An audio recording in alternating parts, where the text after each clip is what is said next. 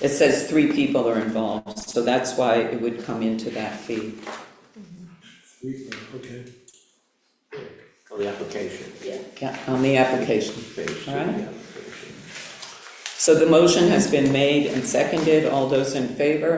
Aye. All right. Moving on, we can probably get through one more. Application to use village property, village streets from Charles Rehill to reserve 1 parking space in front of the VFW located at 60 Main Street on September 5th. And this appears to be for I believe, a reception at the village home. And he wanted to park his car. Again, I would suggest he has a good friend, keep parking that spot. And, and then potentially right before they would arrive after their ceremony to get there. So is there a motion on I this? just have a question. Strictly speaking, our village law does not allow somebody to put a car in a spot for more than 2 hours, correct? No. Yeah, but by the time he gets there at 4 PM, Richard, And it's over. he will, Right. yeah. And they can park for earlier than that, as long as they renew their parking, we have that. Oh, okay, I didn't know that we did that. I thought we still had a 2 hour. You gotta move it. 2 hour increment, you don't have to move after 2 hours. So I will make a motion to deny the application, but suggest to the applicant that we have a friend reserve that parking space and move out of the way at the. When he needs to appropriate park time. his car. Okay, so there's the motion, second by I'll second that Richard. one. I like Can that I ask one. a different, may I discuss, I don't understand the point of not granting him the space to, so long as he secures it and pays for it. It's illegal for us to favor one parker over another on a public street. But also, I have the sense he's coming in this vehicle after his ceremony to go there for the reception, so, Yeah, actually, it seemed like he wanted to use that as a landmark. It's a vintage car, and he says he wants, in his note, he says, it's an easy and nice mark of our guests to know where to go for our event. So that's why he wants to park it there. I don't know if it's a ceremony or arrival or anything. They just want to park it there. I don't understand the difference between reserving parking spaces for other purposes. We're letting construction equipment have permits to park. Because it has a public benefit on a public street. It's not a public benefit? It has a public benefit for work to be done on buildings on Main Street. Well, yes, but we have the baseball card trailers that park on the street too, when we granted that. I mean, it's a public benefit to promote businesses, and if the VFW hall is, to earn revenue for that, I think that's a great idea, but all we're saying is, I don't see the issue with, I don't see a distinction between promoting business that way as opposed to promoting a business with a baseball card trailer and so on. Richard, do you have a question? No, I have a statement. Oh. I absolutely agree with Joe. I don't see how this differs in that sense. We allow spots reserved for construction, we allow spots reserved for, in some instances, for movies. I think there's a big public benefit in promoting wedding in the village of Cooperstown. The slight difference there is we do allow the vehicles, the construction vehicles, when they're working on it, but they are also getting a permit for it, really, to park a construction vehicle. Right, and I would like them to get a permit, that's the whole point, he can get a permit. I don't want to get too bogged down in the construction vehicle side of things, although they are helping the business keep its buildings in repair or for other purposes. But to me, it's indistinguishable from other kinds of uses that we've permitted people to designate for their particular use on a given time and day on our public streets. And as long as we're regulating it, maybe I misunderstand the prohibition. I don't see how this does not serve a public benefit. Okay, wait, so you have made you made the motion Well, Cindy made the motion to deny the permit. We could to deny it. deny the permit, I did. right? And who seconded it? Just so Jenna, do you know? I had Richard, I thought.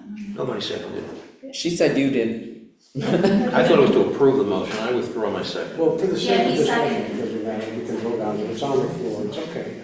It's just Okay, how we get. so Cindy is recommending we do not approve it. And you have just removed I just your, withdrawn my second to that. all right, is there a second to Cindy's motion? I'll second it, I'll second the motion. So we are denying it because it's Because it's preferential treatment to a specific in a individual paid on parking space. public property. All right, so those in favor of the motion, which is to deny this, ideally what he should do is have someone park in that spot, pay for it, and then move his vehicle at 4 o'clock. Can I ask one more clarifying question? When the construction workers do this, do we reserve the spot for them or they just put their own cones out? They're not supposed to put cones out. But they do. It is prohibited to put. But they have to display the construction parking permit on the vehicle. Yes. All right, so the motion was made and seconded. All those in favor of denying the permit, but recommending he has a friend park his vehicle there and pay for it if he wants to reserve that spot by 4 o'clock in the afternoon, please say aye.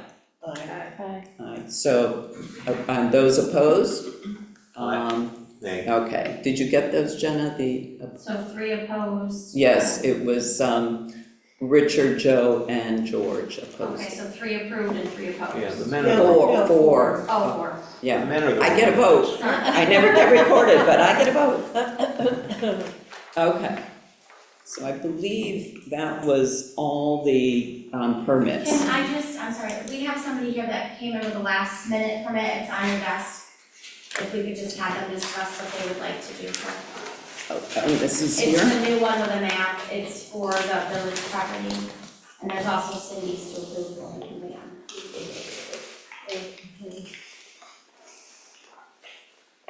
For the village lawn, September 30th. Well, I'm sorry. What minutes is this? And the date is September 30th to October 30th.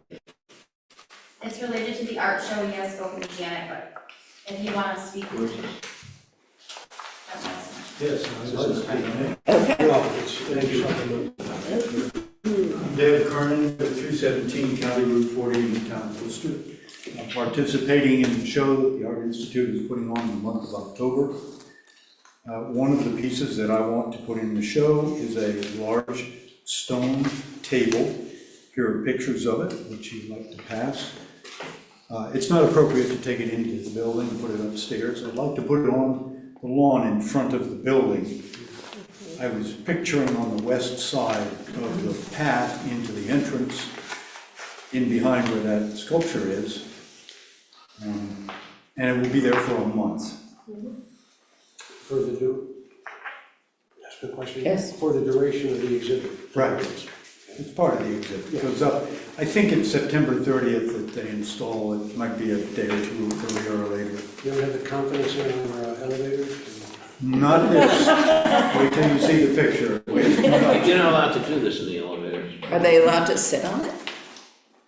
No, it looks like a bench. It's not for sitting, it's a table height like this. Oh, it is a table. Yeah. You make it, That would Yeah. stop, that would stop me from saying, Of course, with it, other things will stop me. out in the open like that, we won't be able to secure it for you. No one's gonna take it. Take a look at the picture. Okay, I'd be afraid of them if they could. It's pretty heavy.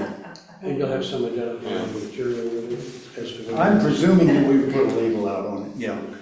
Do you have, insurance that would cover your loss if anything were to happen to it? I don't care, I don't have particular insurance for theft there, no. Okay. Do we need insurance in case somebody gets injured on it?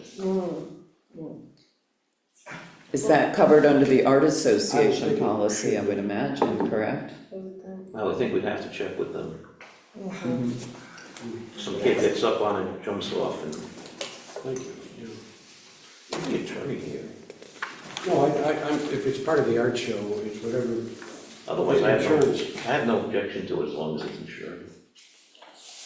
I didn't ask Janet what her insurance is and what it would cover, whether it covers something that's not on it's on town property as opposed to there, I don't know about that. And- Well, the front lawn is part of the village hall, and their lease covers specific space, though. Does. When they use the space, do they, They have other works of art in the front lawn. in the front lawn too? So this shouldn't be an issue? I mean, as far as I'm concerned, You could make the motion contingent on confirming with the Art Association that they would have insurance coverage for artwork and liability on the front lawn. that's the motion. A second. Okay, second by, there, all in favor? Thank you, thank you, Good luck. and thank you, Jenna. And do we have the second application, Cindy? You can do it whenever. Well, it's good enough. Well, we're just late on our public hearing. Oh, Yeah. okay, so. Yeah, I'll come back to those. At this point in time, we are going to open our public hearings. We have two.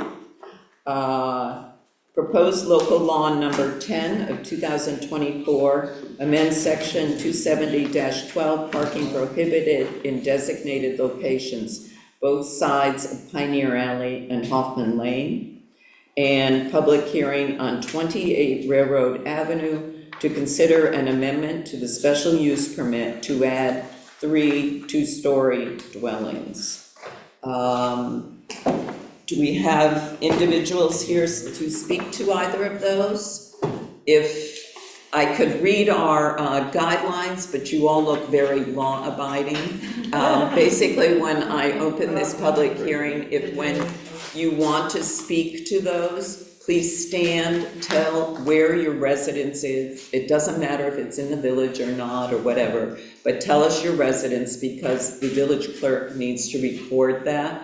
And then you will have time to speak to us. So I have now opened the public hearings I just announced. Does anyone want to speak to either of the proposed local law number 10 of 2024, which pertains to parking prohibited in designated locations, both sides of Pioneer Alley and Hoffman Lane, or the public hearing on 28 Railroad Avenue to consider an amendment to their special use permit to add a 3-story dwelling So unit. 3 two-story dwellings. I'm sorry, to add 3 two-story dwelling units.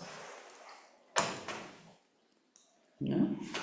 I will leave the public hearings open a bit in case someone is tardy in coming and would like to speak to that. All right. And at this point, we will go on with, we have one more? Or do we do this one?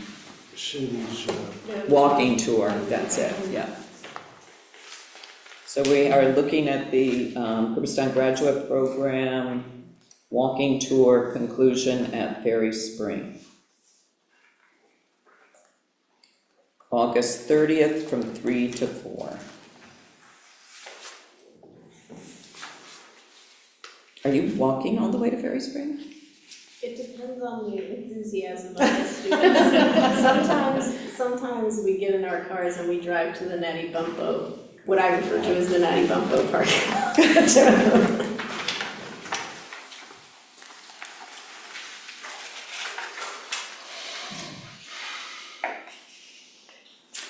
And this is this Saturday, right? Friday. Or this Friday. And I know we've had some lifeguard coverage difficulties. Friday, Ferry Spring is open as far as I'm concerned. Okay, 3 Mile is closed, or you don't know? I posted the schedule today, I think 3 Mile is closed one of the days. I don't have a weekend schedule. Ferry Spring's closed Thursday, but it's open Friday. Okay. So as long as we have lifeguard coverage, which we appear to do, and the park is open. Anyone care to make a motion? I'll move to approve it. I note the request as well that the entrance fee be waived for non-resident students and that other fees and insurance requirements be waived. That would be part of this motion to approve. Which I hereby make. And you would, that's part of your motion, to waive all fees. Okay, that's by Joe. Is there a second? Second? Second by George. Any discussion or concerns? No, but I wonder if I need to abstain since I have a connection to the program. I'm sorry, I can't hear you. Probably. I'm sorry, what? I couldn't hear you. I wondered if I need to abstain because I have a connection to the Cooperstown graduate program. I don't know. You can. You could, and then there would still be an. People around here had to abstain whenever there was a tenuous connection. No, true enough. So the motion has been made and seconded to waive the entrance fee for non-resident students. There'll be no building use, and that other fees and insurance requirement be waived as well. So that was the motion. Yes. All those in favor? Aye. So it passes, and there are 2 abstentions. Thank you, Jenna. Ellen, Oh, my name is Peg Wilson and I actually live in Townsville. But I have a question about the Railroad Avenue 28, Railroad Avenue amendment. Does that also include 22 Glen Avenue? For the apartment Glen building? Avenue. No, No? Okay. not Thank you. factory. It's specific to the 28 Railroad, which is the Railroad Inn The railroad- property Oh, okay. only, Okay. yes. And this amendment to the special use permit involves the potential construction of 3 apartment buildings, sort of on the, what would that be? The East. north side of that Okay, building. thank you.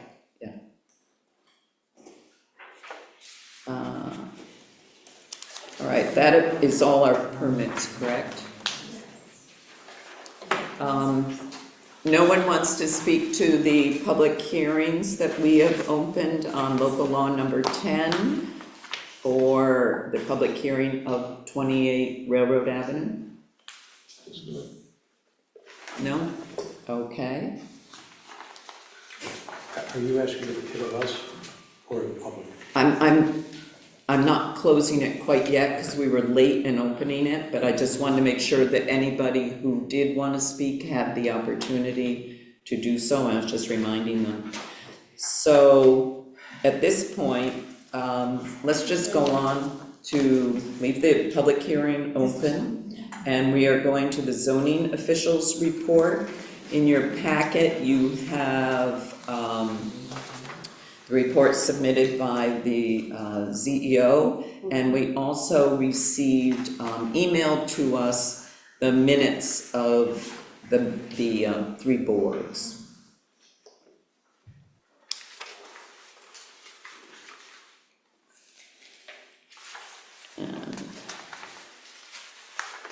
Before we get into this whole thing on the ADUs and all that, I think I will ask, are there any more questions or comments on the open public hearings? If not, I'm going to close the public hearings. So Joe, you wanted to discuss? Well, whenever it's appropriate to do it, if not now, I think now would be the better time than moving on and coming back to it. My comment goes to setting a hearing and having that be a timely event. We're still waiting. I went and looked and reviewed the engineering report on the culvert and agreed that it is in dilapidated condition. It is also far smaller in capacity than the upstream Rose Street culvert.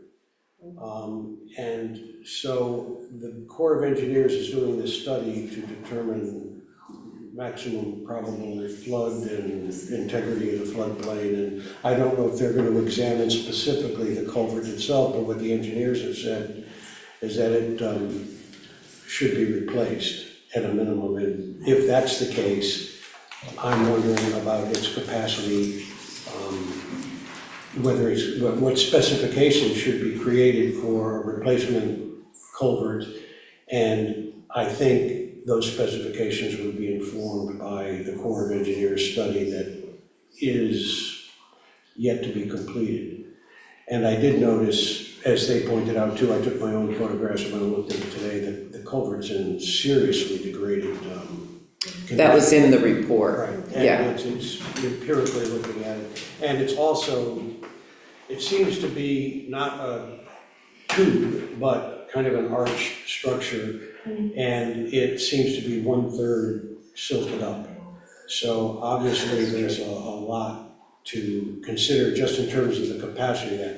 My further problem, which is probably not right for discussion now, is that building structures on top of a stream that could flood, as we were seeing these climate change flood stories, seems to me irresponsible. Yeah, we do have in the, I think that was, no, it was here, the 28 Railroad Structural Assessment, which is basically under your zoning officials report there. So we all have this report from Herman Engineering stipulating some of this. That was part of the reason I was tardy to the meeting, my apologies. I was speaking to the village attorney since he wouldn't be here this evening to see, you know, they make certain recommendations, if you note that. To culvert replacement, recommend the village request that the property owner take ownership of the culvert at the proposed building location. Martin had advised against that, but he really felt that he would follow up more with our boards on this. He had, okay. Do we know who built the culvert, the predecessor owner of the property, or? We don't, that I have been able to find. And are water courses susceptible to private ownership? I think the Stream beds, infrastructure, I think the infrastructure over them can be owned privately. but can be owned by the private. I believe that to be Could be true, but I'm private. interested. I Well, would and agree. obviously, there's a lot of evidence of that in the village, Right, but who owns the stream bed? it's a DEC classified C stream. So it is not, it's the riparian owners on the stream bed? I believe so, yeah. Okay, so that leaves us with sort of the public safety responsibility in this special use permit consideration as to how we want to assign responsibility and what specifications we want for controlling flow across that property. If we were to approve amendments to the special permit, the conditions that I would like to see are first, that there is compliance with all of the existing special permit and site plan requirements. So there is an existing special permit and existing site plan, and those need to be complied with. Second, that occupancy of these buildings be long-term, greater than 30 days. That's what the application is for, but I think we should be explicit in it. Third, that there is a formal easement registered for Willow Creek as it crosses this party to the village of Cooperstown, which doesn't exist in any formal way that I'm aware of at this point, but I think that should be registered. I will say that I discussed the easement concept yeah. with the village attorney, and he pointed out that essentially it's like our streets. It's not like we actually have surveyed actual streets. Sure. He wasn't sure that a formal easement, because it's not like they own it either. Well, that's the. I think we need like a construction easement to access it. Construction, that's different, right? That's exactly what a maintenance easement so that we can That's right. access it. And I believe that the applicant should replace the culvert and that we could stipulate that based on the criteria established by the Army Corps of Engineers in their forthcoming study. But I think the planning board is gonna oversee that particular, Yeah. the details of that particular. So this easement, I'm assuming that the property owner owns all the property within the lot.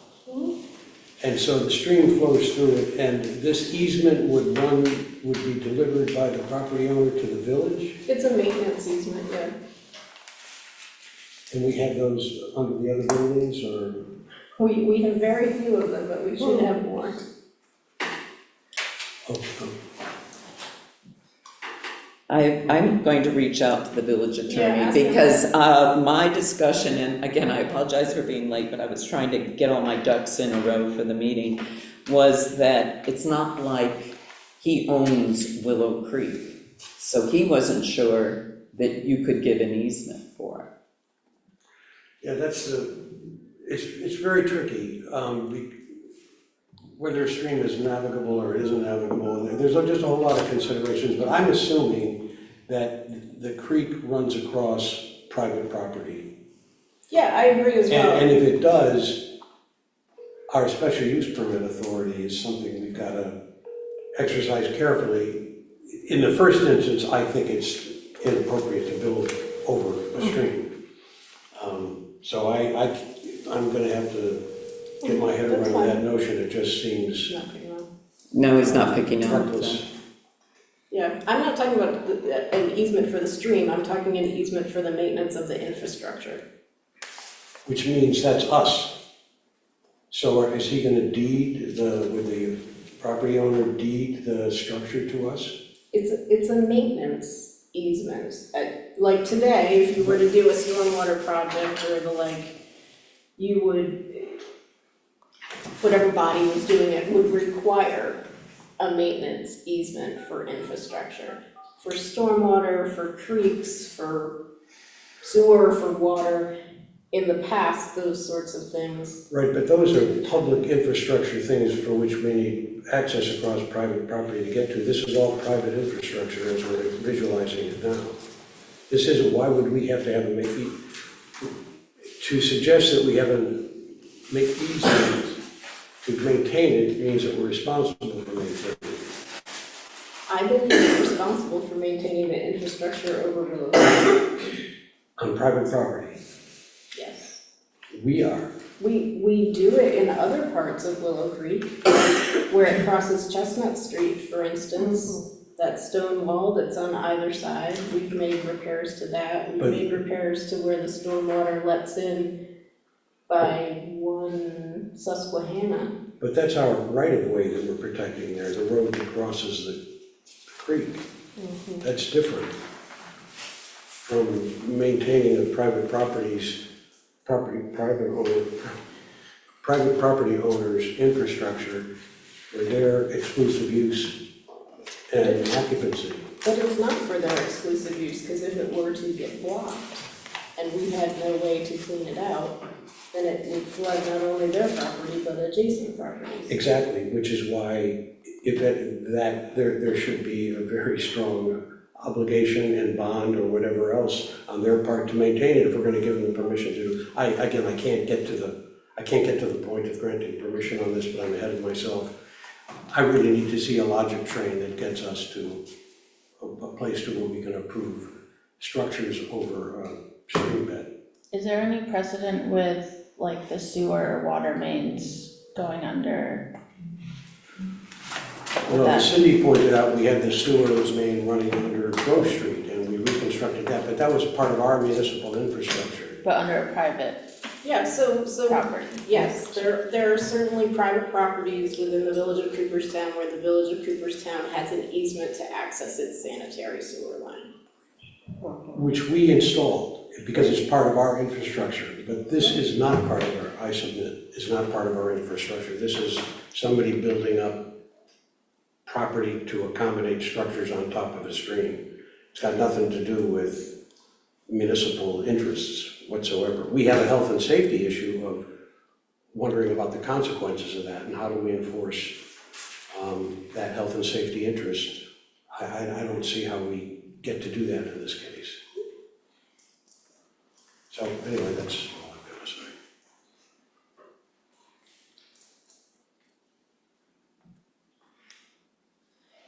Our village attorney said he's there, and I said, but you're not picking up. So in case you're wondering what I'm sort of fussing with here, sorry.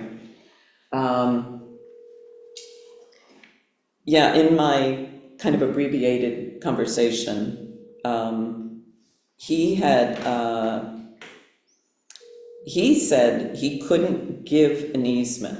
He felt he could not give, and quote, an easement, he could give. It's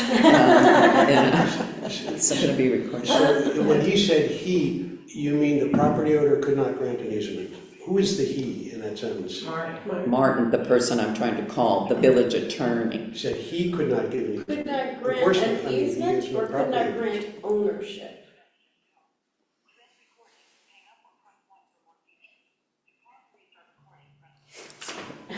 Martin, I tried to call you now and you're not picking up, but we would appreciate a legal opinion, thank you. Can we send a sergeant of arms for him? Cindy, Yes, this recommendation in the last sentence, we recommend the village request that the property owner take ownership of the culvert. in its entirety.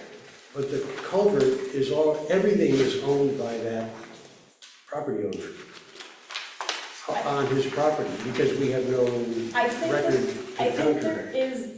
there is a question, because there is no clear legal documentation, as you pointed out from the start, of who installed the culvert, and therefore who is responsible for it.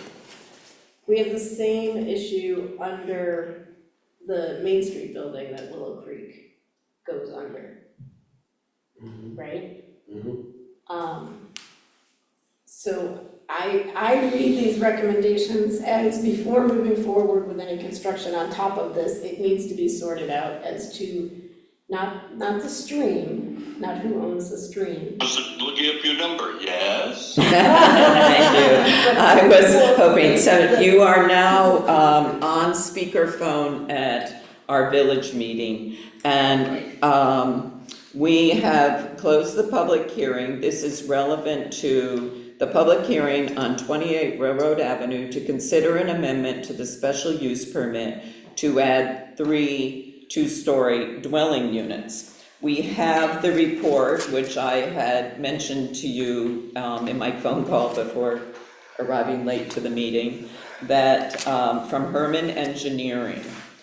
And he makes some recommendations. You had said an easement was perhaps not necessary. It's not like he owns Willow Creek and can therefore grant us an easement on it. Could you speak to that? Sure. I really Sorry, that's question where the engineer said about getting an easement, because I believe that we have rights, just like all our streets in the village we don't have deeds to those. The mere fact we don't have a deed or something to the creek doesn't mean we don't have paramount interest and rights to control it. I'm sure there's a law in the municipal law, not necessarily the village, but I think municipalities have sway, have control over creeks that traverse their their boundaries.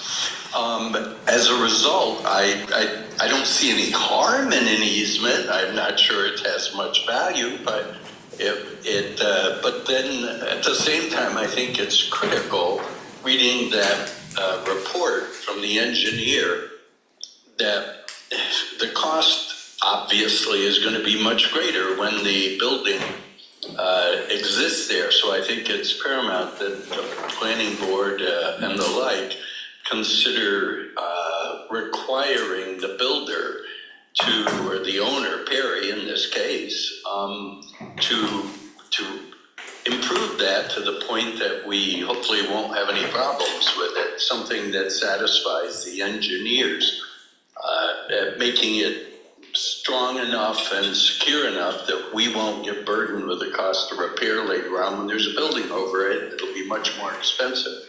So I do think that's imperative. I think it's within your rights to require that cost, because I do think you control that creek. If we don't, everybody could just move the creeks off their property and we'd have a mess. I am convinced we have control. We certainly can require that improvement. Well, yes, and I see slightly different considerations there, Martin. This is Joe. I think we're operating under a special use permit. The stream crosses a property that's under that special use permit. We can require in the amendment of the special use permit that require the property owner to replace and operate, maintain, and in the future replace that culvert across its property. And there can be some kind of bond requirement or otherwise, but I recommend against the village being put in the position of undertaking responsibility for what's going to be a very awkward maintenance effort on private property. And again, I don't... The dilemma, I think, is we ultimately will be liable. The one dilemma with having an individual, bonding is certainly a consideration to avoid that problem, but the one problem with having an individual in charge, you're really, you're losing some control over what may need to occur there. That was my one concern with it, is that if I'm correct, and I'm pretty sure I am, that we have control over that stream as it traverses the village, we're really surrendering some of that if we try and give the requirement and require someone to take care of it, because it's an individual. They're not going to have as deep a pockets, and if they don't act, I was concerned about us getting stuck anyway. And also, if he does something, we want to make sure we're protected in the sense that he does it well.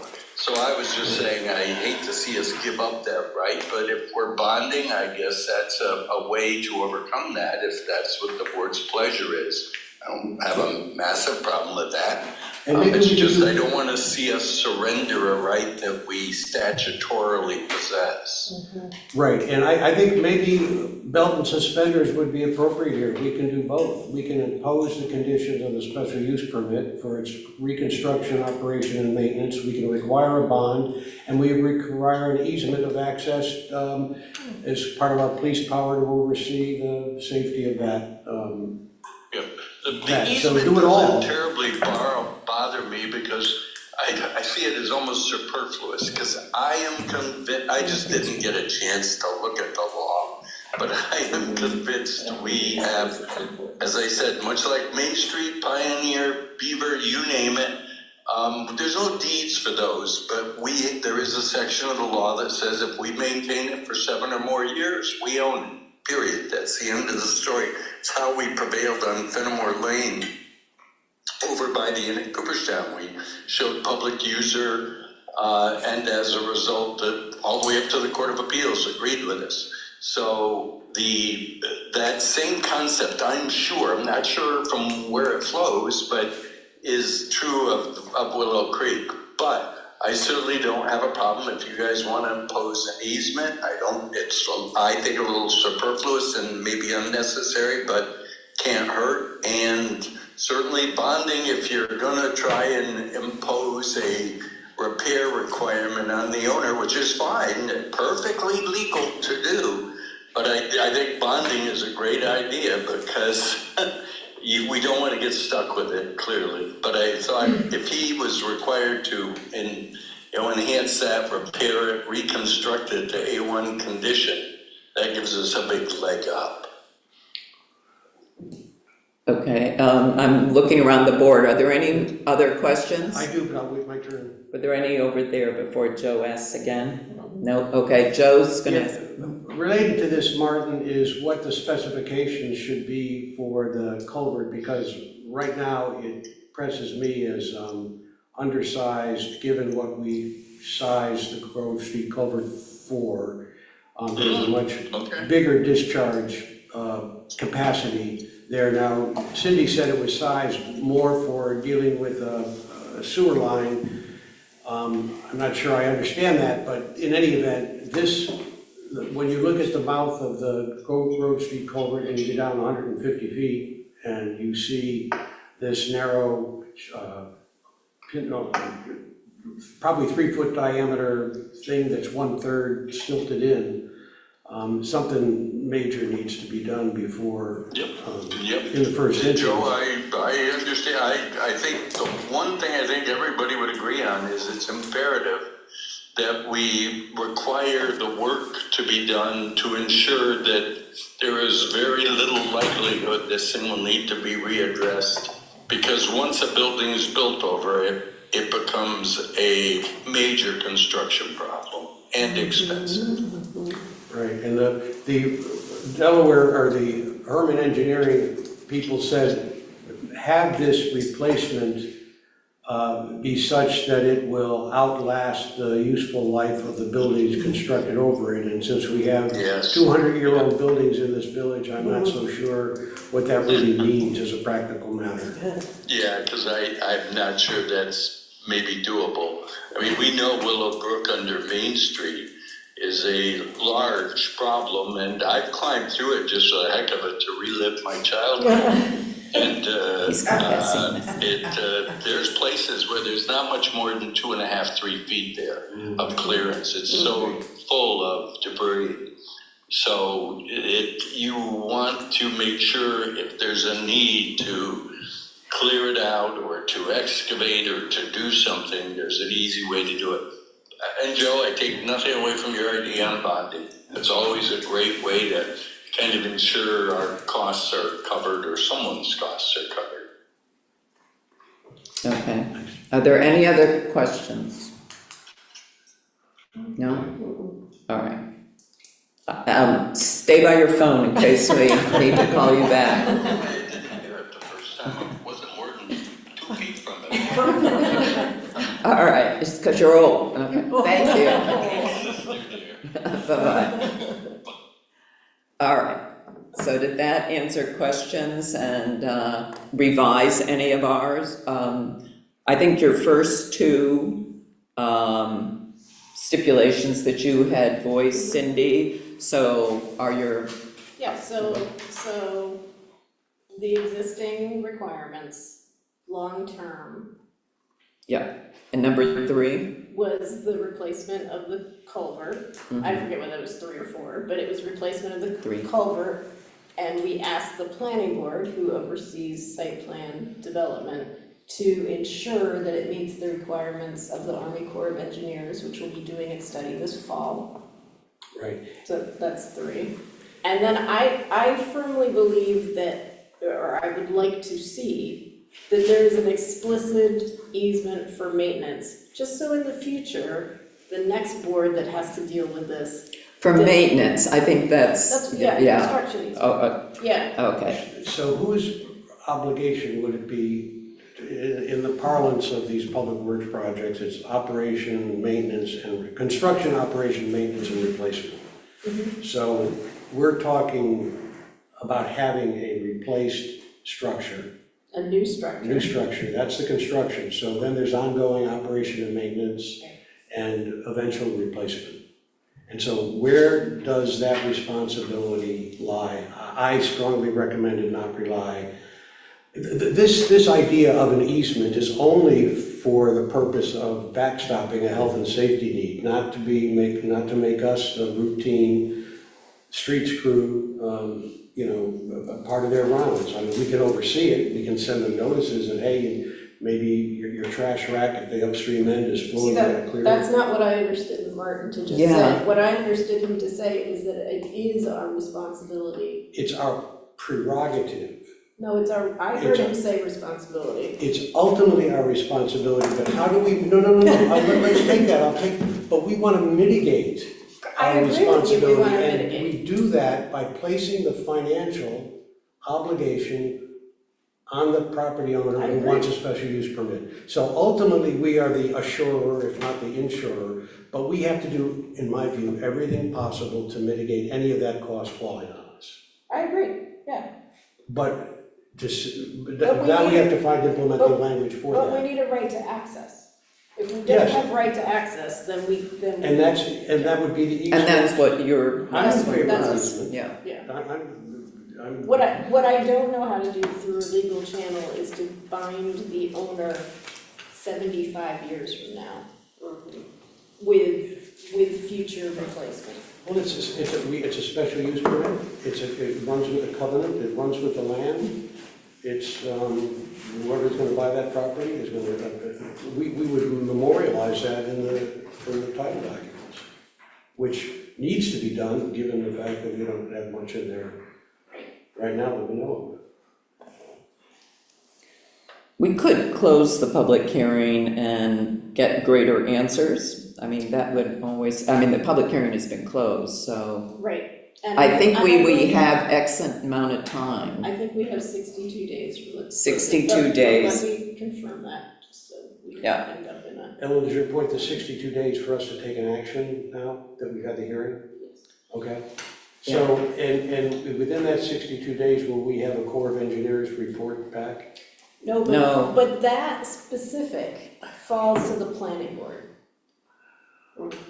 We charge, when we make conditions on a special use permit, the planning board oversees the implementation piece. So for instance, the board of trustees rarely says you need a culvert that is 60 inches high by, I don't know, 60 inches wide, right? But we tell the planning board that they need to be aware that there is the potential for flooding, and it needs to be assured that the new culvert meets that. Well, that there be a new culvert. That there be a new culvert and all- that it is so, appropriately sized. I apologize for being ignorant of this. So this, right, I get it goes to the planning board. What do we devolve on the planning board? These criteria that we're talking about now? Yes. That's our authority to do. And then we have to, they pass something back to us within the 62 days for us to act on? No, so we have, this public hearing, we have 62 days to render a decision. If you're more comfortable to gather more information, have the village attorney sitting at this table, we could do that at the September meeting, is all I'm saying. I think we have homework to do, or maybe we could ask the property owner to provide us a title search that Martin could review. I mean, there's a lot of stuff we don't know about the status of that. It's not there. It's. We know that?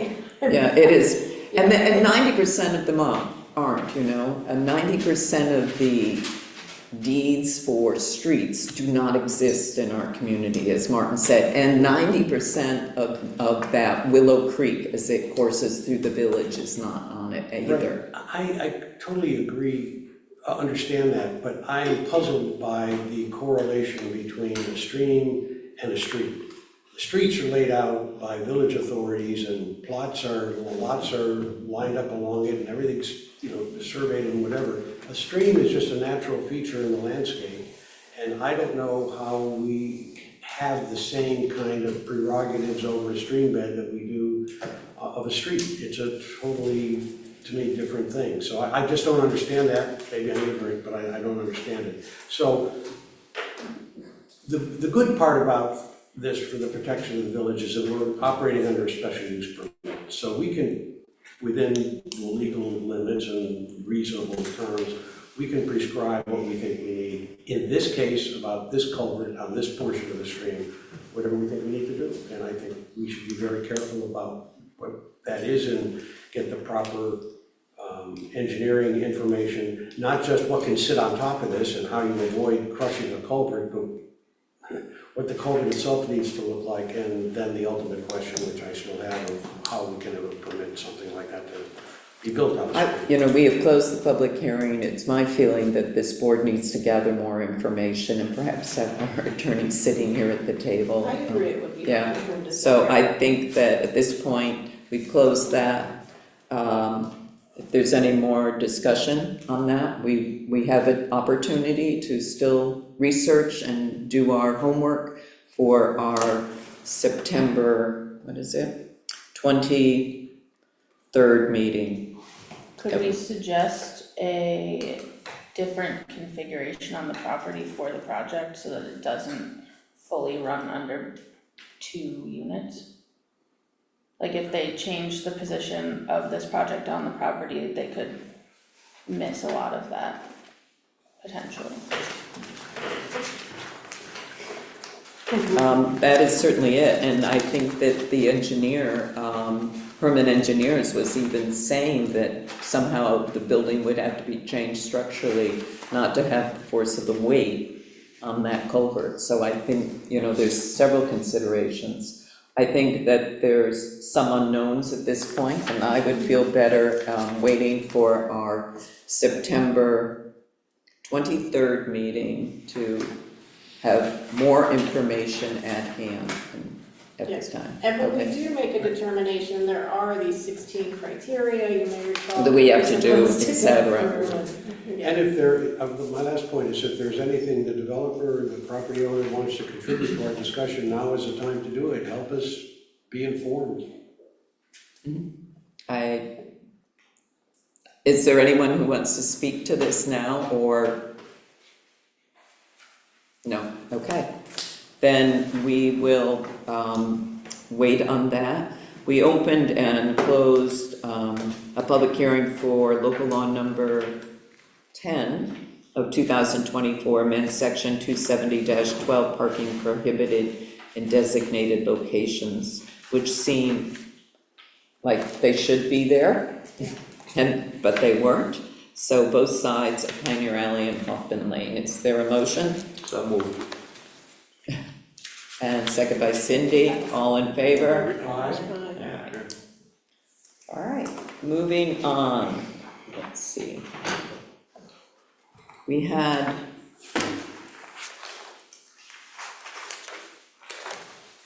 got through all those, so we have done zoning changes. Cindy, do you want to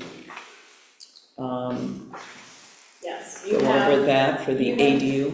You have 2 potential zoning changes that are in your packet.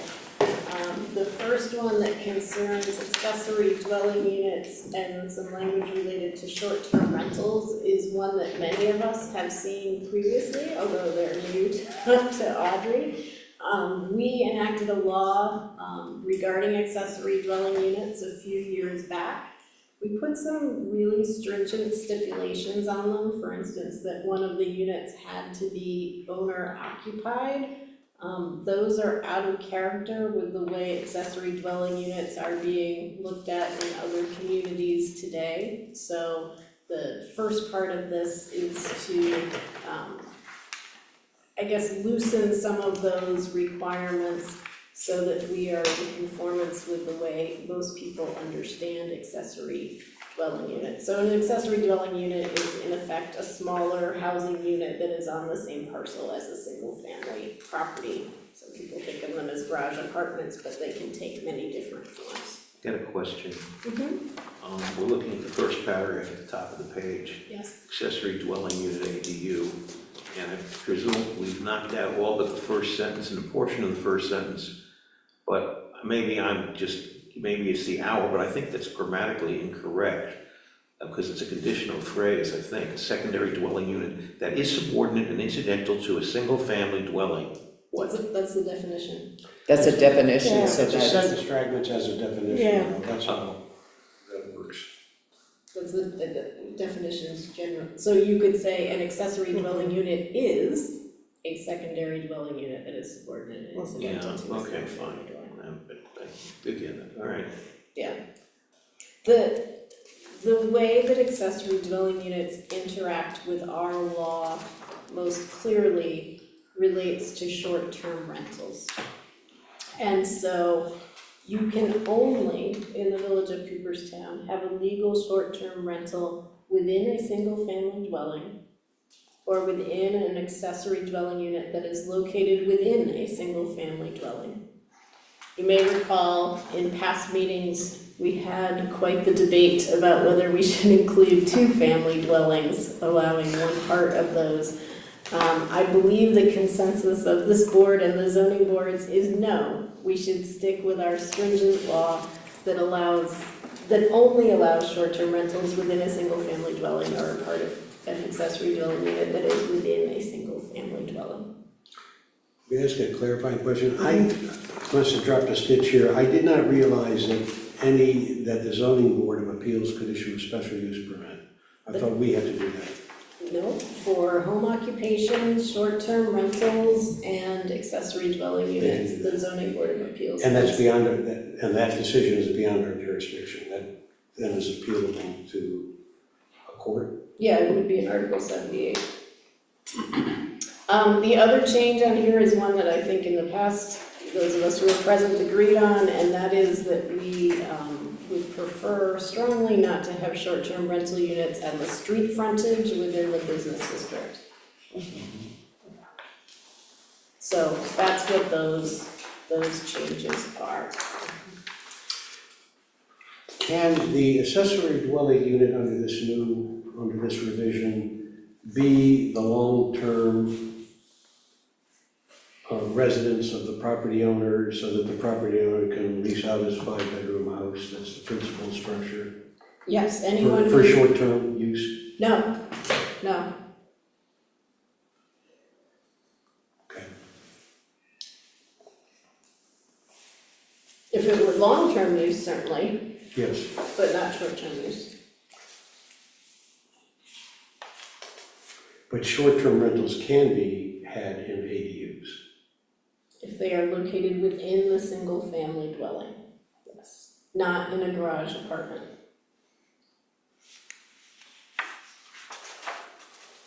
But what you described, Joe, would violate the stipulation that says that short-term rental units have to be incidental to the primary residential use. It would be hard to justify that something was incidental if the owner was living in a 1-bedroom apartment and the 5-bedroom house were being rented out. Does the ADU always have to be smaller than the principal residence? It is by definition subordinate and incidental to. And it must be within the single family unit? And it's No. subordinate in gross square footage. Supporting growth street, okay, that's. Yeah, It has to be- that's critical. It has to be within if you're renting it short-term. Okay. It can be without if you're renting it long-term. That's that one. So if it's long-term, you can rent out a bigger portion of the. Sure, yeah. The other one that says proposed zoning changes at the top is a clarification related to mixed occupancy use to ensure that a special permit is required and issued for any use that is deemed a special permitted use, even if it is part of something that is mixed occupancy. So let me give you an example that many of us are familiar with. If there were a building that included a restaurant, an arcade, and a number of housing units, right? That would be mixed occupancy. Mixed occupancy is allowed by right within our business district, but the arcade would require a special permit because it is a use that is only allowed by special permit. So It's this, deep in the weeds. Okay. I trust you. so this is, we've run around Robinette's barn with this is the clarification. This is the clarification that you suggested, yes. Your letter G.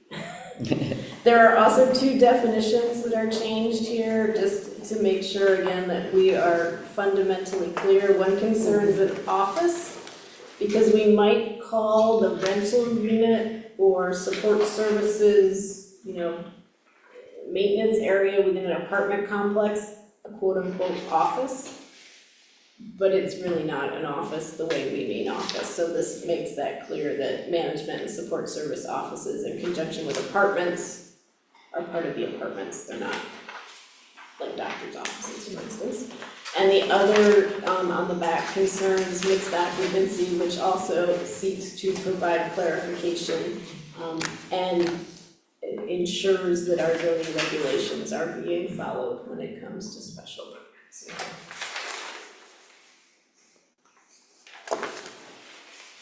I realize that both of these changes are very, very deep in the woods, both. Weeds. Yeah, weeds, It's a yes, term of art, weeds, Yeah. not woods. yeah, One of those W's. yes. Anyway, they are very, very, and there are more of them coming, but we didn't want to overwhelm you with too many at the same thankfully. time. So I would like to, make a motion to set a public hearing for the September meeting to consider these zoning changes. One concerning mixed occupancy and the other concerning accessory dwelling units and short-term rentals. Motion made, seconded by Joe, all in favor? When we do that and hold a public hearing, we're gonna have to do seeker. And you have, Part one is in here. part one is in the back, so don't throw that away. I believe I can read a mind right now. I believe Audrey is saying, oh my God, what I got myself into. I'm just looking at body language, am I right? Well, there were a few things when I read it, I was like, huh? Yeah, It's okay. But that's, I've been here 10 years, I still do that. 10? 9, sorry.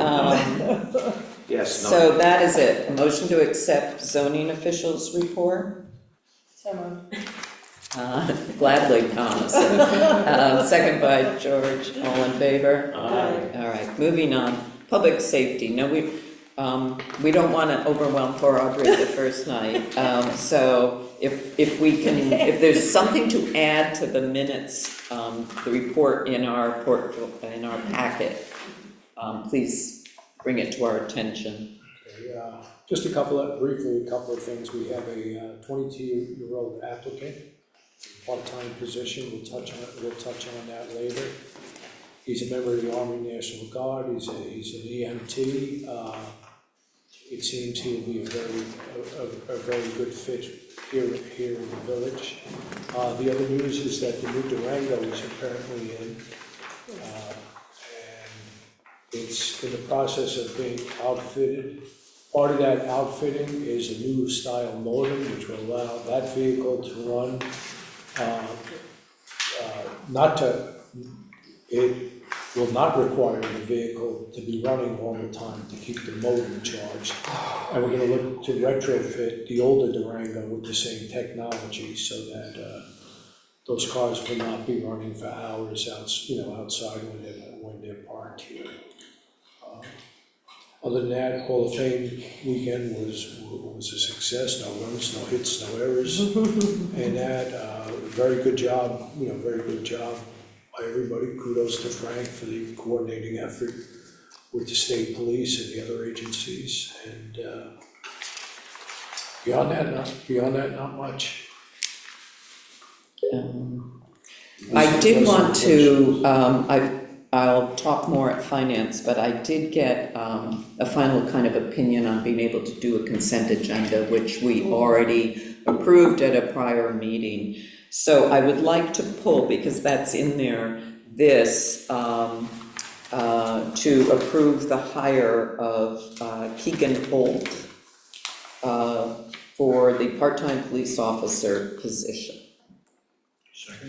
Second by Joe, all in favor? Aye. And relative to that, there is a point of discussion to increase the hourly rate. It's currently $21 per hour, increasing that to 22. Their budget is below where, it's not gonna be accessed that room much. for it. They have enough funds for this, So moved. he's moving it, let's have a second, by George, and then we'll have discussion. I was just gonna ask for clarification as to what our full-time officers make, because I'm concerned about salary compression.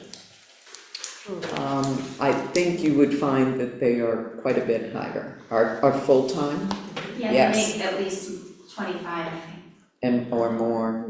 And they also, remember, get the benefits, they get the insurance, the payment into the pension fund, et cetera, all those I things. understand all that, but when the hourly rates get close, it sometimes causes. Mhm. Yeah, So except, I have a list of the hourly rates here, if you wanna Thank you. look at that.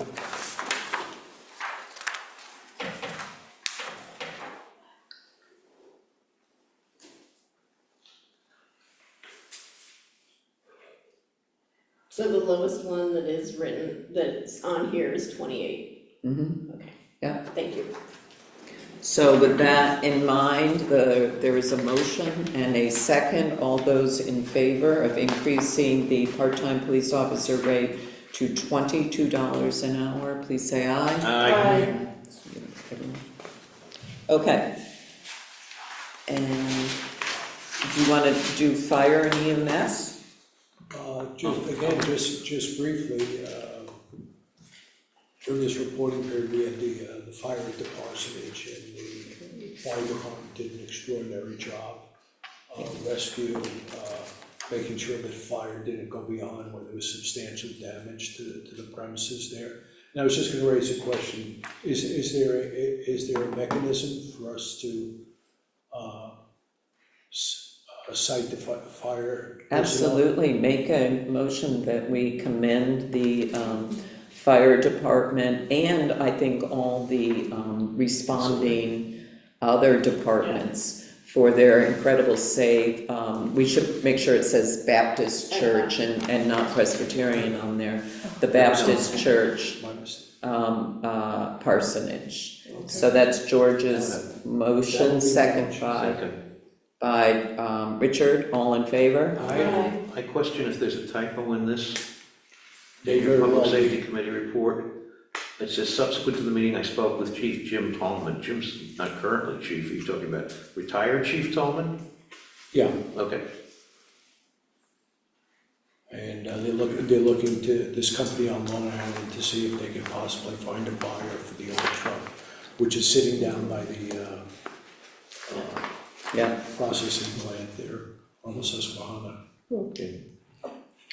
I move to accept both the Public Safety Committee reports, police and fire. By Richard, second by Hannah, all in favor? Aye. Thank you. Doubleday Advisory Committee. Just a couple things of note for this month. Jeff Katz brought up, an interest in painting the fence at Doubleday with a vintage looking sign, that reads the birthplace of baseball. I'm sorry, Or what? the home of Birthplace. baseball, whatever I think it's the home of baseball, right? We're not going with birthplace anymore. Legendary place of. The home, yeah. I mean, I would prefer to say hit sign, win suit, but nobody here knows what I'm talking about, do they? So, So I asked for like a example design, I didn't check my I email. think I have it. You do, I okay. believe I do, I'm looking right now. So while Cindy looks for that, is there, were there any questions or on the Doubleday minutes? just a couple more things of note. We had 2 more sprinklers break, so that is still very high on our priority list to get that project funded. Luckily, Zach was able to fix those again. And then there was discussion about next year's potential for an influx of Japanese visitors with the induction weekend and how the village can help with that whole process. of making sure that we're working with the Hall of Fame and We can start teaching the 11th graders Japanese. Are there, seriously, does the SUNY Oneonta have a Japanese studies program? Well, we have study abroad. Yeah, I'm We have a lot of Japanese students that are here now to study on campus. So maybe there is an We could opportunity. Hey. recruit and train, you know. Oh, that's a great hospitality. idea. Yeah, yes, I Be think nice. that's a great and, idea. and we do have some of the exchange students, the international students, not exchange, teach, like German. There's a German student who is teaching German on campus, so. Do you know if many of those students stay for the summer, or do they? That I don't know. I will tell you, if given the opportunity to meet Mr. Suzuki, they will all stay. Could be. I can ask at the global ed office.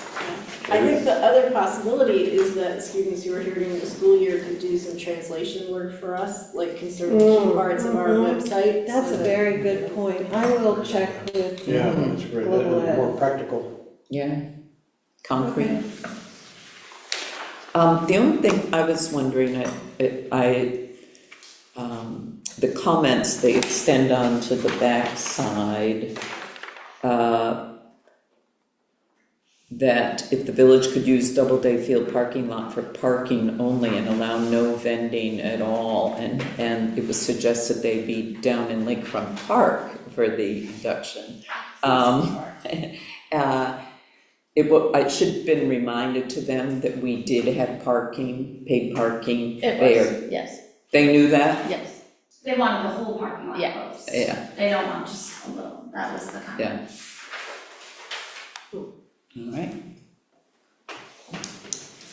I think the thought there was with the extreme influx that could happen. There's always a parking issue for induction weekend, and it could, not that 30 more spots is gonna make a massive difference, but I will say this year, having gotten a permit to park cars on our grass, there was on-street free parking available There was throughout the at entire Bikes. weekend. there was. Yeah. Yeah. But the attendance was much lower than Yeah. what they're expecting Yeah. for next year. But I have to agree with you, I think we have the capacity, we certainly had the capacity for Cal Ripken, for having those lots, fill up and accommodate that's the largest they've ever had was Cal's, so.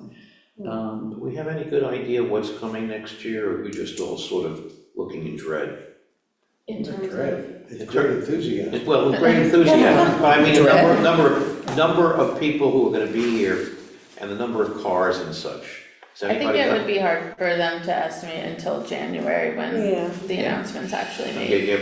airline reservations, I see what you're saying. Frank was saying that one of the gauges they use is how many bus rentals they're anticipating. So once we get information on that, we might have a better idea as to what we might expect. By the way, one other thing, on the baseball sign on the field, it did say birthplace of baseball.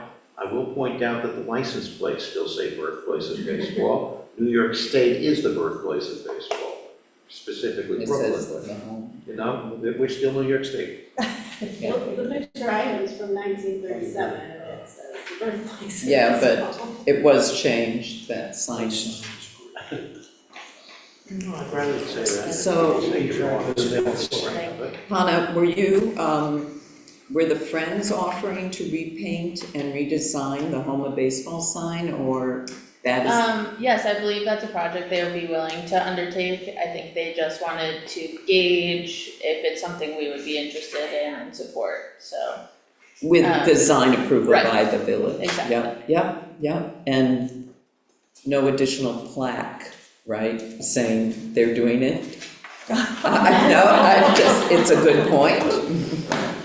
We can definitely Make make that that a stipulation. requirement too. Mhm. All right. Is that it? Any other, we finished, didn't we, the vote on that? I don't think we voted on that, no. Okay, so did you make the motion? I did not, but can I first just get a sense if that is something that we wanna proceed with the All summer? right, were there any objections to Okay. it? No, so, Do we you need a would, motion? Do we wanna make a motion before we've seen the artwork, or just, that with a board approval, okay, that the, it's Friends of Doubleday would, fund the repainting and redesign of the home of baseball sign. yes, I make that motion. Thank you. Second by George, all in favor? Aye. Hi. All right, that's it. Motion to accept Doubleday Committee report by George, second by Aubrey, all in favor? Aye. Streets Committee. So, one thing that is not in the minutes, that you should be aware of is that we have had a number of issues with our parking kiosks, as well as with the Passport app. I think that's a discussion for another day, but I just want you to be aware that that's something we're probably gonna need to talk about. We spent a lot of time at our meeting, as we did this evening, talking about banners Even more or less than our meeting. and utility poles. Is that something you want to deal with here, or do you want to do it under new business? Yeah, I certainly, you can go ahead and do that now. So there are a number of different suggestions that were offered at the streets meeting.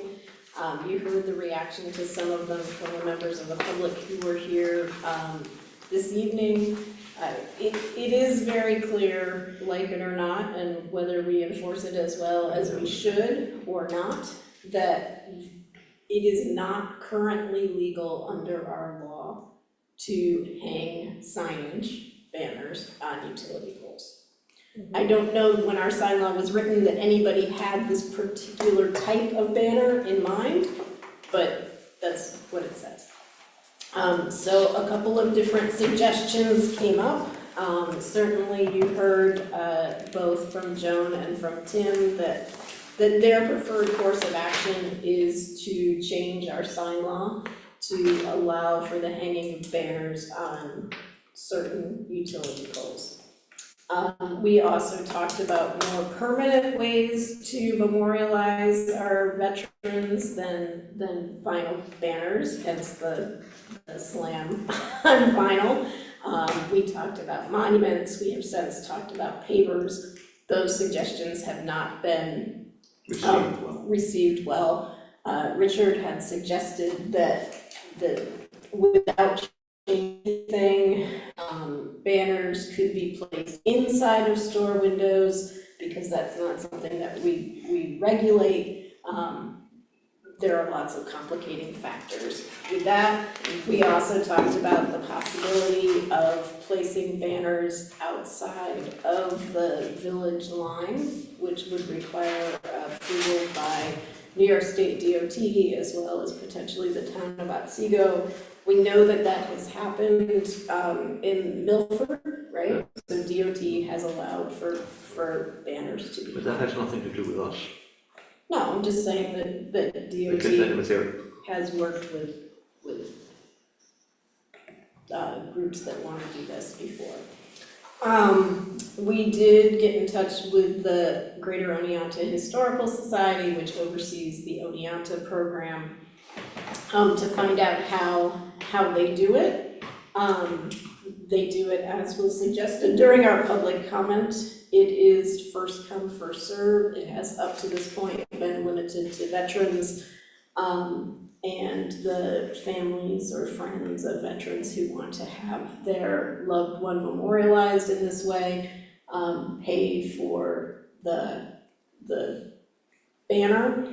I believe that the city and the town of Oneonta have provided the majority of the brackets that are used to hang them, and they are in both the city and in the town in Oneonta.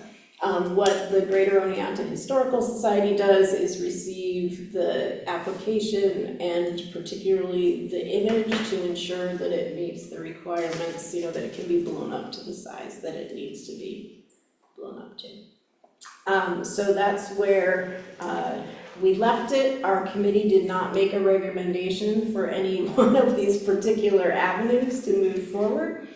You certainly heard earlier in our meeting what the preference is of those who are proposing this, and that is to hold a public hearing to amend our sign law. If we do that, I think it's really important to be very specific about where we are amending our sign law.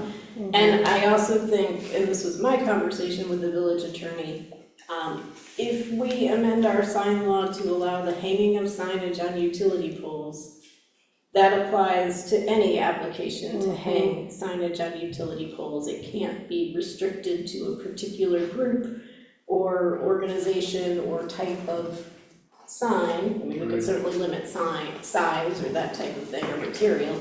But, you know, the next group that comes in that says, we want banners on utility poles, you know, we need to recognize that we allow banners on utility poles in certain locations in the village. So what would you suggest if we did allow it and they put up banners and somebody else said, we want to put up banners, we would say, you've had it up, and now it's this group's turn?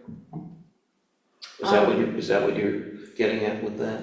No, I'm just saying if we were to say, Chestnut Street, the portion of Glen Avenue that we control, Pine Boulevard and Lake Street, and those weren't immediately filled with this particular type of banner, then another group could propose different banners. But if we allowed this and the Hometown Hero banners went up, then they get to use that in perpetuity? I mean, is there a time Yeah, that's frame? right. Well, I mean, we could specify that within the law, like our Main Street banner says 2 weeks.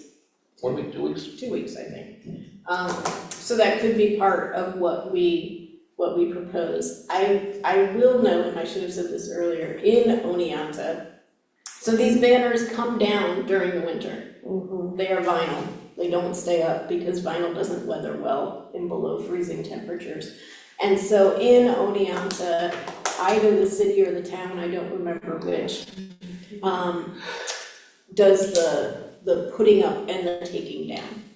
The city puts up and takes down, but they work hand in hand with the Greater Oneonta Historical Society, which charges an additional fee to the banner sponsor, the one sponsoring it. It's a tax deductible donation to the Greater Oneonta Historical Society. That goes to the society to cover incidentals, cleaning and storage of the banners in the off-season, program management, ordering, etc. So they basically handle the program. I thought the most interesting thing is, though, they don't do, and that came up tonight, what was the price? I thought it was like $150 or $200 with the Hometown Heroes banners. I had a much higher figure in mind than what. Yeah, I thought it was. I thought we had heard a figure in the hundreds of dollars. Just as point of reference, the Oneonta uses holiday outdoor decor. And that was something I know they were familiar with as well. Their banners are $85. That's a reasonable price. $70 for the bracket. But that's a special bracket to go on their poles on Main Street, which are taller than our poles and would actually allow this. Yeah. So I think the question is if we want to set a public hearing to amend our sign law, and if so, what areas in the village we want to consider that amendment for. Go ahead, Richard. Is the intent to amend it to accommodate specifically this request? Or is the intent to amend it because we think we need amendment to our sign laws as it exists now? I will have to say, until this came up, I couldn't even have told you that we were regulating utility poles. I thought that was totally within the jurisdiction of NYSEG. I know we're not even supposed to hang your little yard sale signs on them. Right. Yep. So I thought it was their jurisdiction. I will say that, what is his name? Art Klingler, Yes. Klingler, who works for NICEAG, this is like their standard program, and they Yeah. mailed out the forms, which were, shared. Let me see if I can find those and I can send them.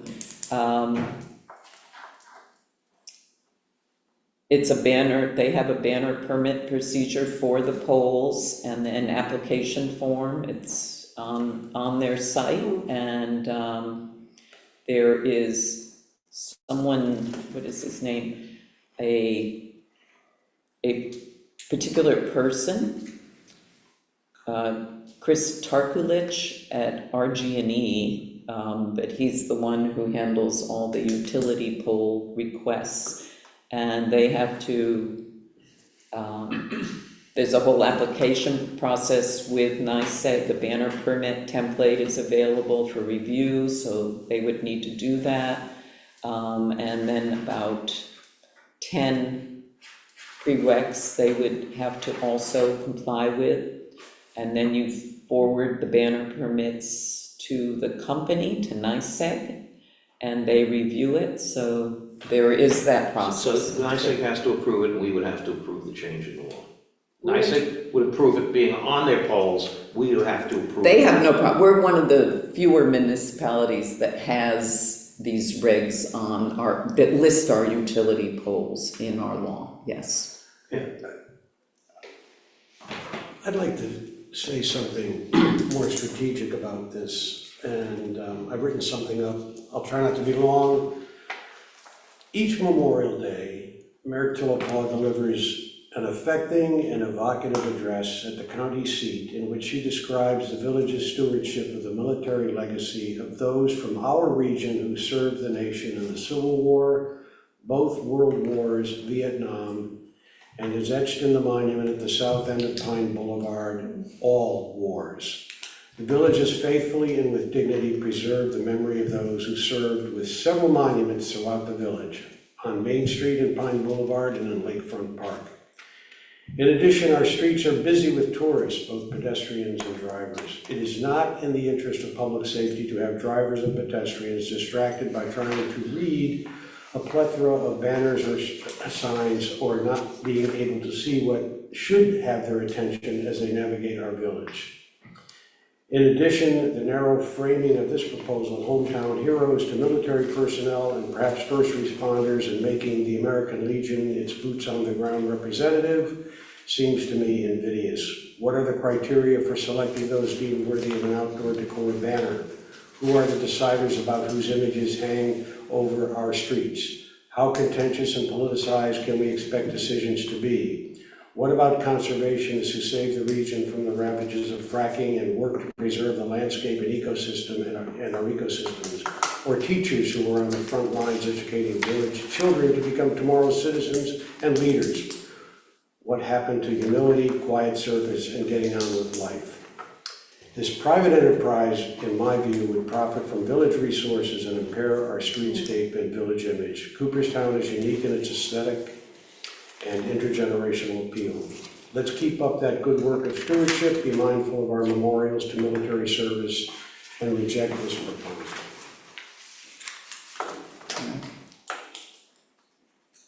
So at this point, you have just suggested, you haven't made a motion to hold, okay. Do you want to? Yes. This is just a public hearing. This Yeah. isn't deciding anything. This is just hearing from the residents and giving them an opportunity to speak. Yeah, so I will make a motion to amend the sign law to allow for banners on Chestnut Street, Lake Street, Pine Boulevard, and the portion of Glen Avenue controlled by the village, with stipulations as to duration. There's another, and size. Size and duration. And And to hold, set a public hearing to, To hold a public hearing. for that. Okay, so there's the motion. Is there a second? Second by Hannah. Can we add a design I stipulation make a motion in to there put this as on well? the table, I think we need more discussion than just making this up as we go along right here. I think we have to, however we craft this, we need to discuss it with our attorney, and I do not think we should be voting on something that's being brought up at the spur of the moment at this point. I'm not saying not It's to a do it. public hearing, I we make a are. motion to set the public hearing. It's only to set a public hearing, to hear from the public and to discuss it. But to discuss what specifically Cindy said. When you set a public hearing, Richard, you have to stipulate what will be the subject, because it's a legal notice that has to go in the Exactly, and that's paper. my point is, I'm not sure what we should stipulate it's being about at this point, right now, tonight. I think we should be talking to our attorney on what we should be stipulating should be discussed at the public hearing. Put another way, I support what Richard says. You second what I said? I do, if it's a second. You need a second. But here's, I'll second that and continue the discussion. I don't believe we are at the point of using a proposal to change our sign law to hold a public hearing. If we want to hold a public hearing for further consideration of a request that we receive, it doesn't have to be based on making law, does it? I believe it does. Why wouldn't it? How could we discuss it if it's not allowed under our law now? Well, How would because we want to hear more from the people who are making this proposal, what it is they want. I heard tonight from Ms. Perillo, that if we need more streets, we'll have more streets. Well, that's why in the this gentleman- motion, Cindy stipulated the streets. She cited Understood, particular but ones. but I think the other point was that this will be a first come, first served enterprise, which will only drive interest one way or the other, but presumably our streets limitation will also be contentious. I do not believe that we should be changing our law based on what we know right now, and I do not support holding a hearing for that purpose. If there's another way to frame a forum for a more deliberate discussion of this, I'm all for it, but not on the basis of changing our sign law as is proposed in Cindy's motion.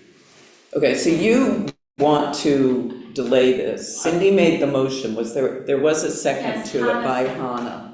Hannah. And you're asking us just to table it? Right now, I'm making a motion to place this on the table, which means to delay it until it's formally taken off the table by another motion later, so that what Cindy is saying could be better crafted to make it clear to all of us exactly what we're gonna be voting on at that point. I think it's a little late.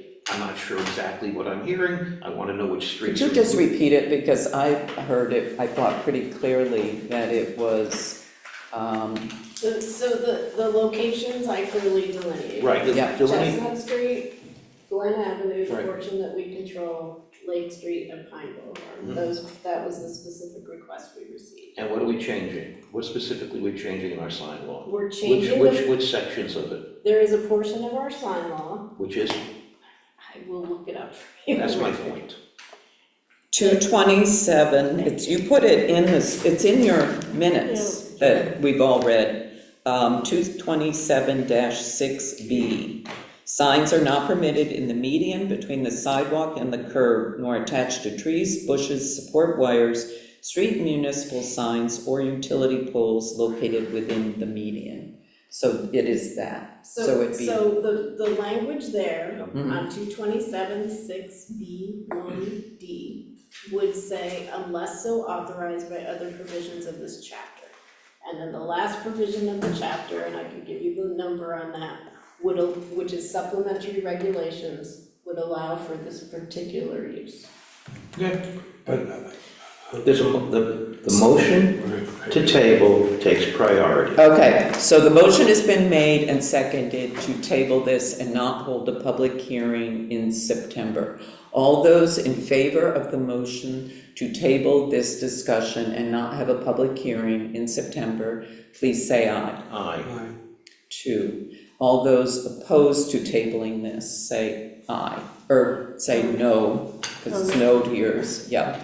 All right, so the motion is on the table and has been seconded by Hannah to hold a public hearing at our September, 23rd meeting at 6:30 PM to discuss changing that component of 227-6. And Cindy had the wording there specifically for, Yeah, and I'm gonna give you the other section. Is it Yeah. specifically for utility poles? It is specifically for utility Okay. poles. Yeah. I mean, that's the part I feel needs to be changed to even allow this to be considered. So, And it's for those particular to trees. permit, Mm-hmm. may I ask to permit what? The hanging of signs on utility poles That's the on 4 specific streets with stipulations on duration and size. And care and custody and. I would be more than willing to add maintenance, maybe? Well, that's the installation and removal and, yeah. But this is any sign. It has to be any sign. it can't be It can't be specific. Exactly. Yeah.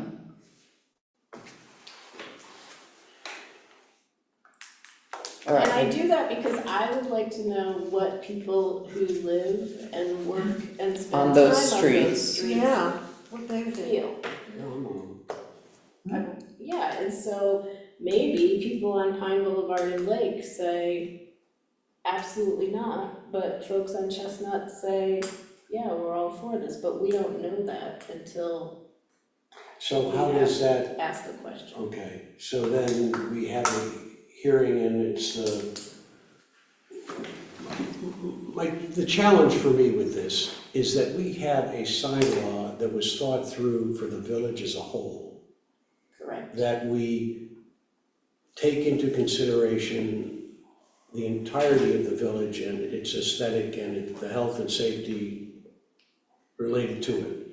And we aren't now- changing the law, we are just deciding tonight, Joe, to set a public hearing. We'll hear from the public, maybe we won't change anything, maybe we will only do one street, but it brings it before the public.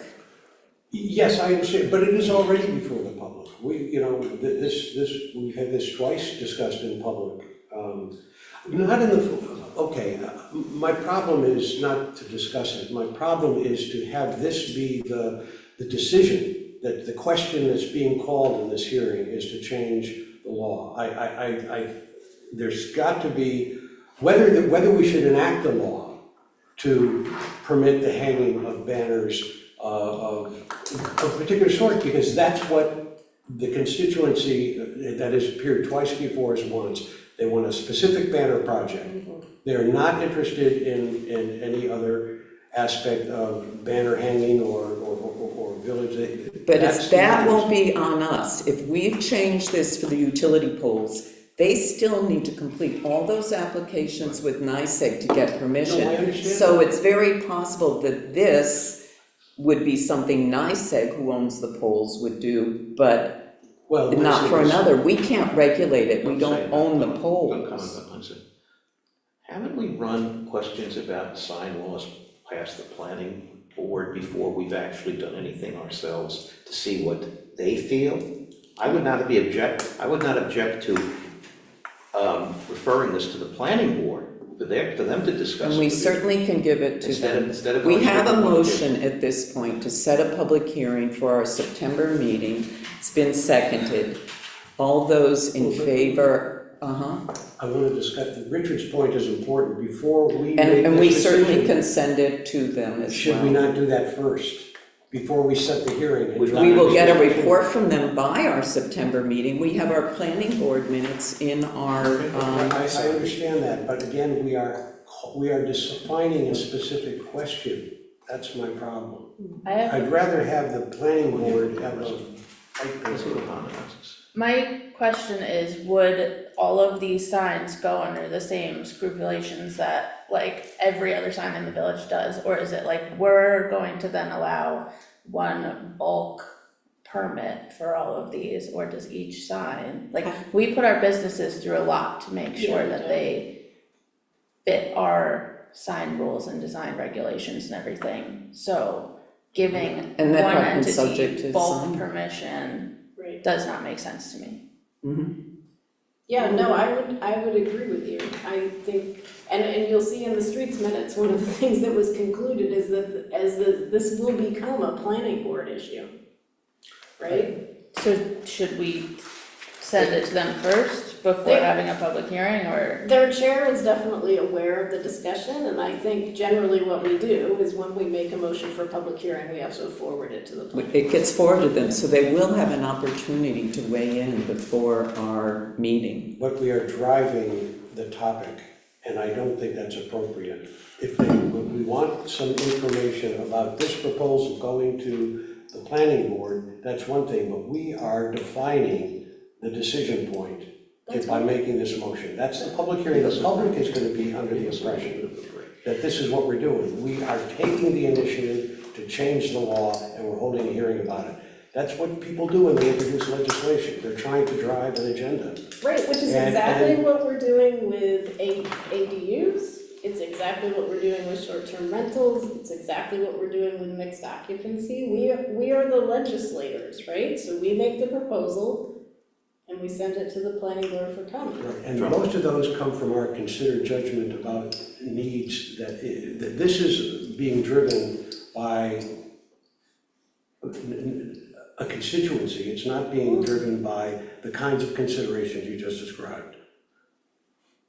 I think very often we make decisions based on our constituencies, though. That's Yeah, why we people start who with don't want public paid comment. parking on their street, or et cetera. We listen to the public, that's what we're supposed to do. I would just prefer that we make a proposal to the public that is not so conclusory in what the public is being invited to discuss, that's all.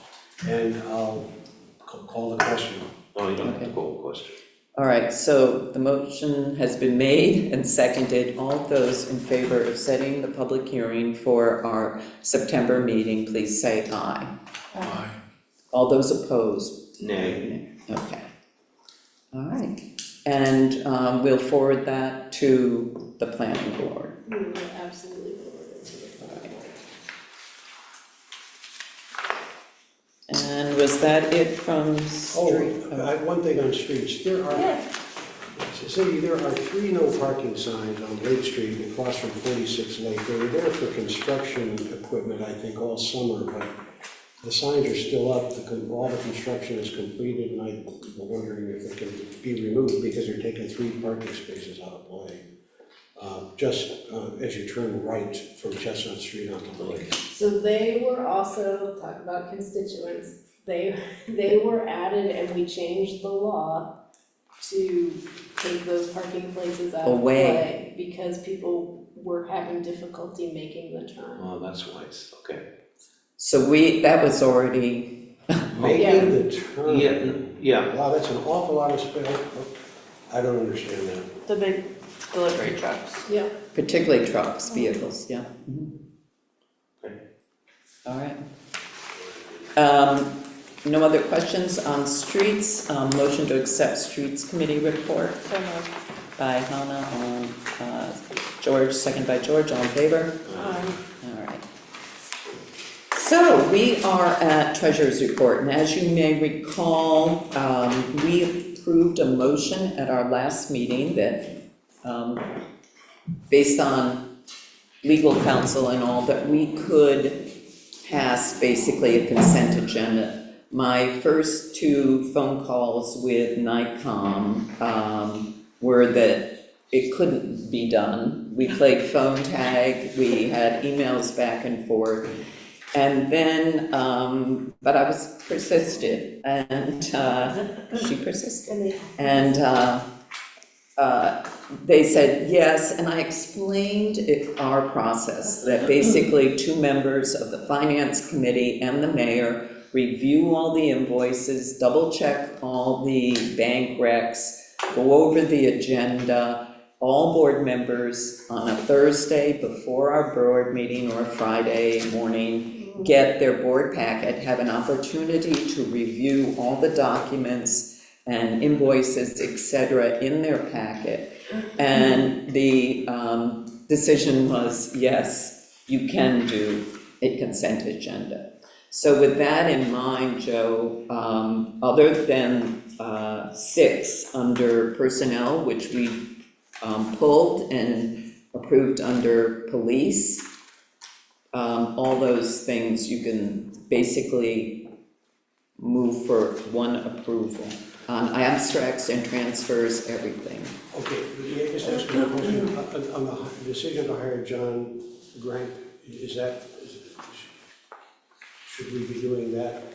That can be on the consent agenda. I only pulled the Keegan Holt part-time police officer because we were changing the hourly. We hadn't done that action, so we did it under police. Well, having this finance and personnel report in front of you, I move it's accepted by unanimous consent. Second. That's the motion, second by Richard, all in favor? Aye. That was unanimous, that was the consent agenda, all the finance. So Okay. Got Aye. it. You got it. All right. And again, if there's anything on there at any time you say, I want to pull that and have more information, you just pull it, we'll approve everything else. It just will help facilitate the meeting, I think. Moving on, welcome home Cooperstown. I had my public release on that, here somewhere. That is going to be on September 3rd, our next Welcome Home Cooperstown meet and greet, from 5:30 to 7, so it's back to the sort of regular hours when we're not running into the Tuesday night concert in the park. So 5:30 to 7, and the event will include general information about the Cooperstown area and institutions with a special focus on the Cooperstown graduate program. I should say also that there are incoming physician students who have also been invited, so they will be included at the welcome home. Local musicians Lonesome Polecat will provide the entertainment, and committee members are all providing refreshments, but the bulk of them are being sponsored by Laura Wetzel. So hopefully you will all be able to make it September 3rd, 5:30 to 7. And where is it? Here, Welcome Home Cooperstown's right on the front lawn, or in the winter months, it's upstairs. Okay. New York Forward, we have heard nothing further on any of that, so we are waiting for what we have been told will be one contract for all the village's public projects that were approved in the New York Forward process, and that one contract will come from the Department of State. So we're still awaiting that. Lakefront Park platform, still waiting on final permits and processes. I will say the joint application, I just saw, checked my email at the end of the day, was approved by New York State. That means it's gone to all the agencies involved on the New York State level. Cooperstown I&I, nothing further to report. I have some somewhat bad news to report on our Round 8 Restore New York for 217 Main Street. If you recall, that was submitted in March for a March deadline. There are, of course, 10 regional economic development councils throughout the New York State, and our particular development council, Mohawk Valley, received 11 applications under this, and statewide, there's a total of only 50 million. So if you figure, 10 councils, 10 applications from each council, you could break down, at most, our council was not going to get very much money. And so 6 of the 11 from Mohawk Valley RADC were knocked out, and ours was one of them. It was nothing on the project end or the developer end. In fact, they indicated to me that they will be around 9 opening up fairly quickly, that'll be more funded, and they recommended us for that. Ironically, it was an issue with the village, our public assessment list. It had to be publicized for 3 consecutive days, and we only had 2. So we were And knocked a out on it. technicality. Yeah, I don't know what the other 6 that were knocked out, but I assume they were probably at that level too. So they essentially did not have as much funding as they wished, and really a lot of applicants. So the good news is, if it is opened again, we've got a sort of done package with most of the material in there. We'll be that much wiser. If we wanted to only do a weekly paper, it had to be in 3 consecutive weeks. That's really kind of what tripped us up a bit. So that was Can I that. ask a question on that? Have you spoken with the property owners or the company that was going to buy it to see if they are, I know the sale was contingent on receiving grant. Oh, this was not at all, no. That was not? This was such a small amount. Oh, okay, so did that sale go through?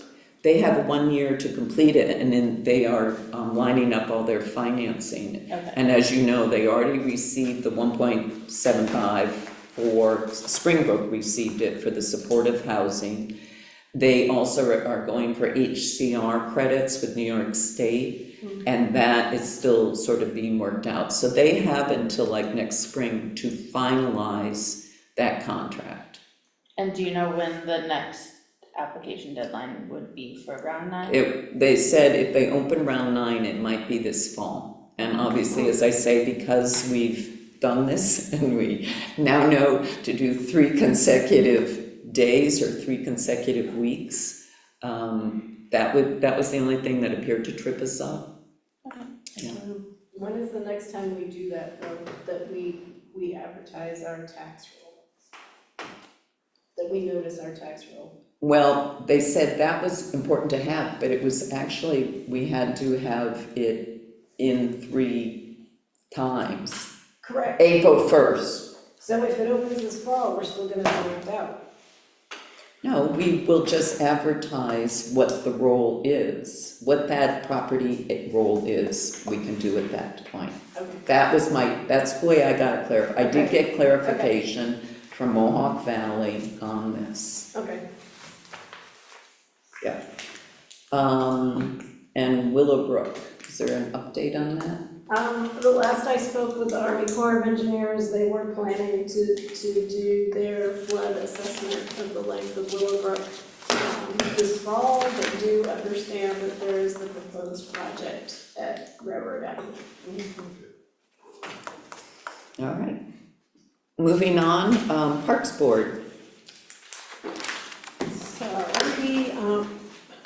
we met on August 5th, as you see, and we went over a number of things that I think have already been discussed. I was supposed to contact Martin, I think, about the rope that was hanging from this platform at Ferry Spring, and it was cut down. I don't know if there's a liability issue still there, but in any case, the rope was cut, so hopefully people can no longer get up there.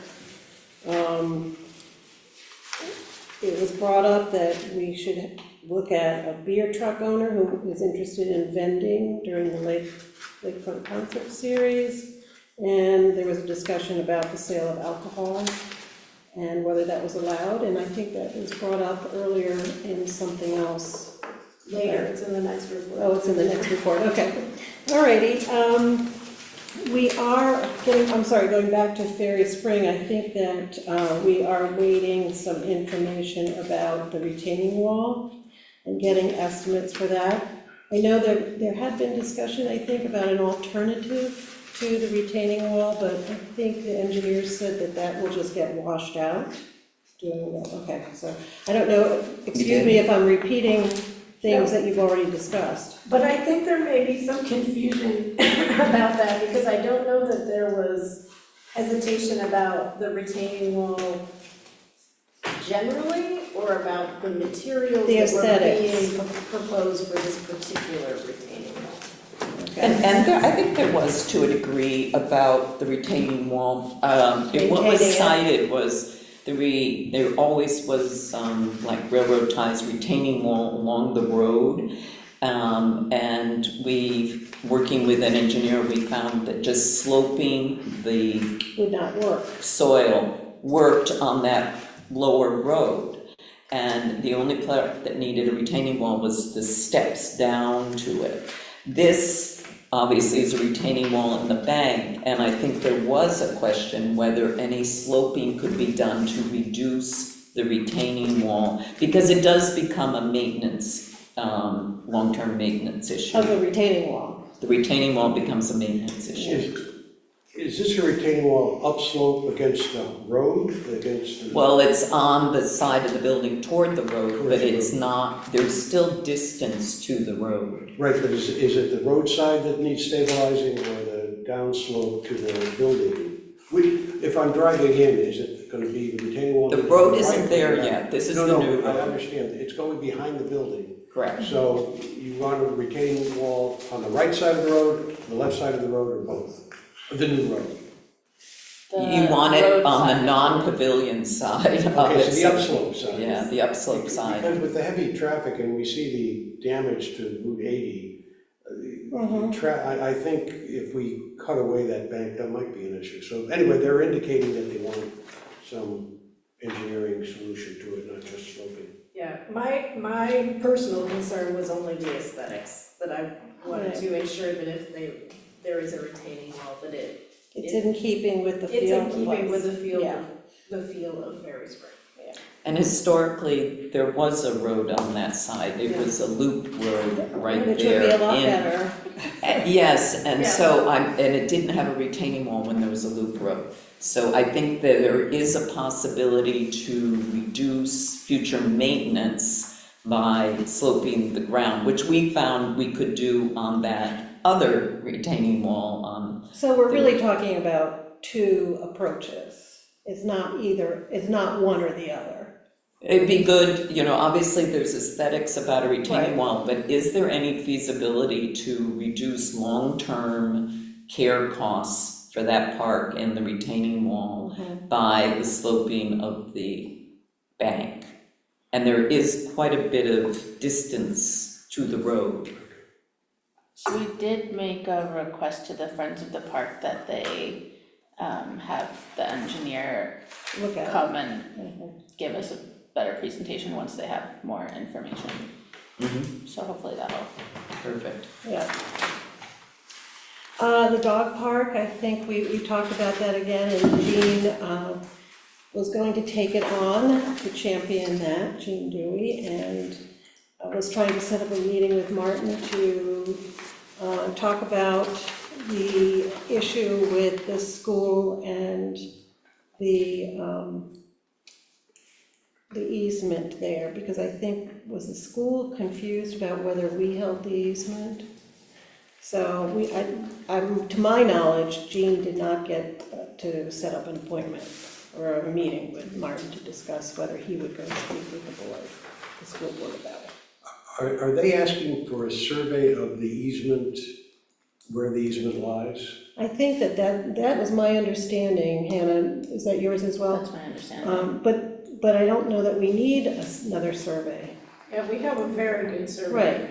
Right. Yes, so our request was that Martin could get in touch with the board and just maybe go over the existing survey. I see. So they're asking for it, we think we already have plenty. Correct. And they, according to Sydney, they have seen the existing survey, they have access to it. So I think it's just a matter of Martin discussing what exactly it means. And then there's a second problem of whose liability insurance covers it. We didn't That, talk so about Jean, that. came Did you? today to do a I know, I public saw comment. her. Okay, I saw her, but I don't know what she was going to say, Yeah. if she had anything to say. that was So- what was brought up, was the liability insurance. Does the town of Otsego need to have any? The interesting question for me is, we are the property owner, we own the easement, and we're making use of the easement.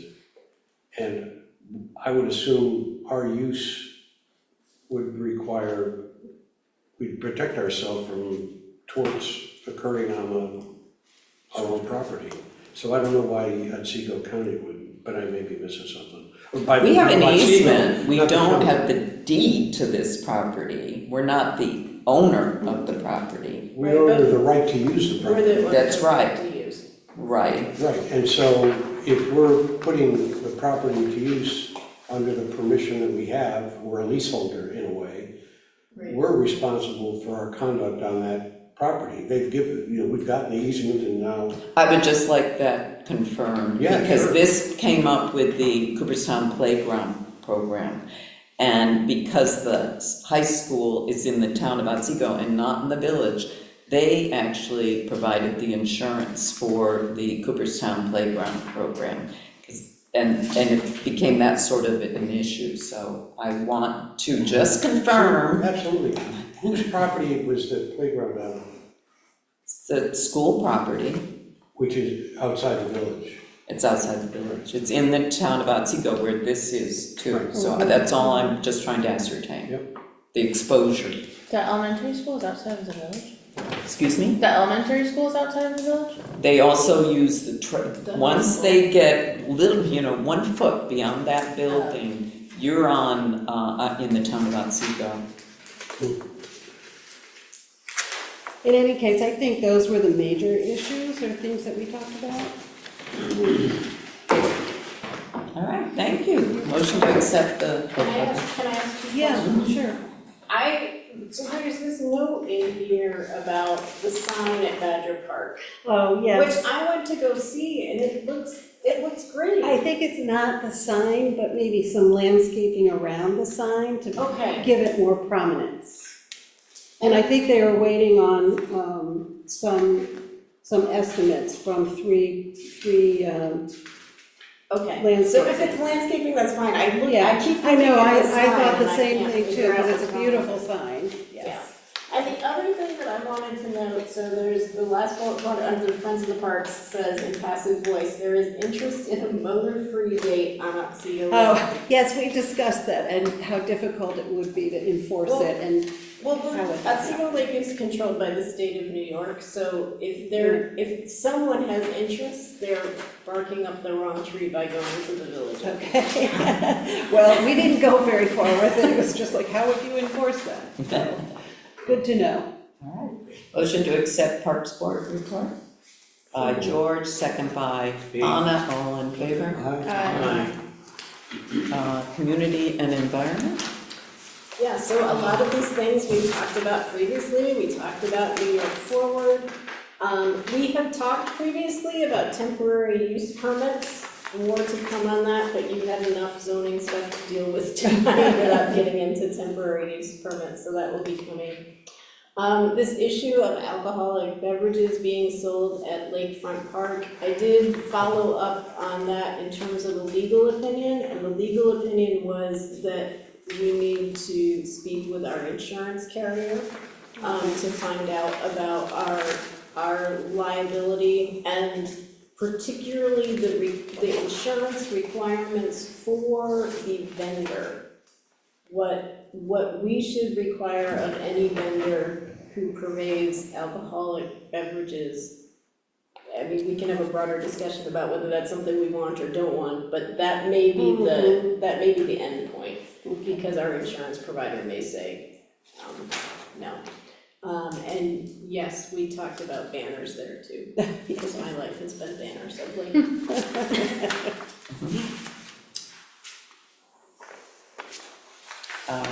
I will say, I did like that idea of, since our Main Street poles can't be used for any recognition, it came up there about doing a banner that, Over the street. over Main Street, perhaps in the month of November, you know, for Veterans Day. They had all of them, so, No, I like that too, should we move forward on the design of that? yeah, let's move forward on a design and a price, and, we can work on that. If that's in agreement with everyone, yep, okay, thank you. And I think that would be a good thing to have in the works. All right, motion to accept community and environment. I so. By Joe, second by Second. Audrey, all in favor? Aye. And now we have water and sewer. Yes, just a couple of items. As you know, we're conducting this inventory, that is our water department is the kind of service line that brings water into your home in the village. So far, we've gotten about 60% of the inventory complete, but if anybody in this room or listening in has not had their service line inspected, that's the line that will come in through the foundation of your house and be your main water supply. Please contact our village water department and they will come out and take a look. Our goal is to get us 100%, but if we can get 75% by the end of September, I think we'll be pleased, but it requires a village to help get that done. Second item is, we had a request from the Cornell University Cooperative Extension to reduce the water bill that they had received following the implementation of their irrigation program. And you have in your packet a letter that and also a revision that I asked Jenna to make, and she put in your supplemental packet, amending the final paragraph saying that if we so agree that the village board of trustees accepted the recommendation of the water and sewer board to reduce the sewer portion of the extension's July bill to $235 one time. And then we recommend that they get a water-only meter installed to record their usage of irrigation water. And that way we'll be sure not to charge a sewer assessment for that metered use. So that's what the letter discusses, and I recommend, or I move that we approve the sending of this letter. I have two comments on the letter. Okay? The fourth paragraph, we have in the past, I can remember times where we have issued a credit. So it's not as if there's one exception that is a water-only meter. I can remember times in the case of construction and watering where we have foregone the additional sewage charge For intentional. for intentional. Yes, I remember that too. Well, how would you like to? So wait, what was their average though? Did you, All that, if we can spare ourselves going over the arithmetic, Tommy and Quentin and I went over it. So there is no dispute about what the water and sewer board's recommendation is to, we couldn't be sure that every last drop of water that is the difference between their prior use and now with the irrigation system in place, all was because of irrigation use. There may have been a leak in their system or a running toilet or something, but we decided that it was not to be ascertained, and Tommy particularly recommended that we be as accommodating as we can. That's been his practice, but that this kind of a one-time adjustment made sense with the admonition that they install. okay, and so you were all in agreement on that amount? Everybody was in agreement on that. Okay. And that was, it ended up being, after Tom and went through the records and then he showed them to me, that's all made good sense as to what the dollar amount was. What if we change the letter, Cindy, to say further, typically, the village is not exempt? Yes, I think typically is fine, but I wouldn't want to say we never do it because we have done it. I would also suggest that the third paragraph might move further down because I think in this case it's pretty clear that probably the majority of this water went to watering the gardens. I mean, I think it's a good point, but I wouldn't use it as the opening. Well, the reason we did this is to show that we were being, it isn't a certainty. And that, but because in other situations, we have to make that kind of assessment. So we all thought that this was important to set up the grace that we were extending. I think it's important to state, I wouldn't use it as the opening, because I think it calls into question their assertion about how they use their water. So wait, which line don't you like, I Cindy? don't see this. I don't Yeah. see that. I would move the third paragraph further down in the letter. Well, then you have to, okay. And to me, we thought it followed from the readings, the readings paragraph above, how that water use actually occurred. It's just in passing, because I we agree, get it's in to, passing. but I think,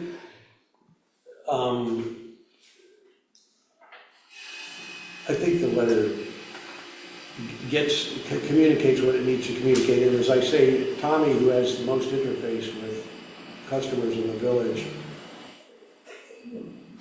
liked the way this went. I mean, this was a group effort to put the letter together, so. I don't think it's a bad point to make, I would just question whether it needs to be I don't think exactly exactly. what it is.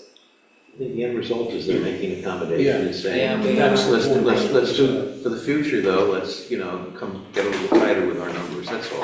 I also wonder, and this is a question I don't know the answer to, because you outline in the second to the last paragraph, real problem with using a water-only meter, that is that you're either going to have to deinstall it, which comes with a $50 charge, or you're gonna have to winterize it.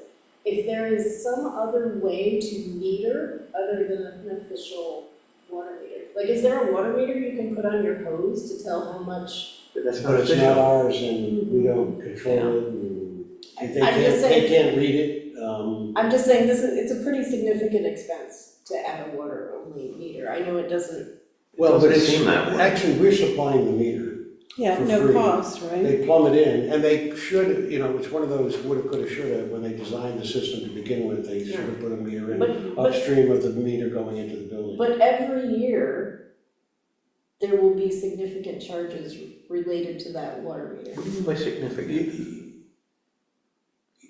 Well, Yes, if a the- quarterly charge for a water-only meter, but, I mean, the numbers will take care of themselves. We can't forgive It's that quantity $133. of water use without, the sewer charge for that quantity of water use without reliably knowing that. And that way they won't have the sewer charge, so, No, I get that. What I'm saying is that adding a second meter is basically going to cost them what the sewer charge is. Once, once, No, there's gonna be a quarterly charge every quarter. but not, if they take it out, there won't Then be they'll pay $50. the $50. They're gonna come out ahead. But If they do the only water. only well, by I a little mean, bit. I don't understand how we, otherwise deal with these kinds of And then how we- situations. So there are other water-only meters, I think I was mentioning that. Did we discuss this, Ellen? I think the hospital and maybe the other side, for all the Clark exterior water greenhouses, a using, lot of places they have have these it. water-only meters, and that's how we play it. If we make, the exception, well, we don't really need to meter you, then we have a problem with everybody else who says, yeah, but why don't I get the same consideration? I'm watering my grass. I'm asking if there is another Exactly. way to achieve the same end result. That's what I'm asking. Well, Say no, there just may say be, no. no, I'm not trying to be argumentative. We thought this through as much as we could with the expertise of the guys in the water department, and this is what we came up with. That's All fine. And we're welcome, if somebody else has another counterpoint to that later on. We all confront this. My water usage is up quite a bit of units in the Yeah. summertime. I don't have a water-only meter, but it's not as high. I water my garden. I'm trying to grow those vegetables, so, Yeah. I mean, it is what it is. and this is obviously a high water usage, so that offering them a water-only meter is a significant, at no charge for the meter, is a significant, could be a savings. So the motion has been made, was it seconded to send this? No, I'll second it. By Richard. All those in favor of this letter, say aye. Aye. All those opposed? And I had a couple of typos, these corrections. Okay, so just send it to me. I'll do it right to you. okay, Or if you want me to send it to you. whatever works for you, that's I fine. didn't get, Okay, and then I have one other matter. yeah. We have the Frog Hollow Yeah. sewer project that the Water and Sewer Board reviewed and recommended the Board of Trustees approve proceeding. So that's a big issue for the folks in Frog Hollow. Okay, so motion made, seconded by One second. Cindy, all in favor?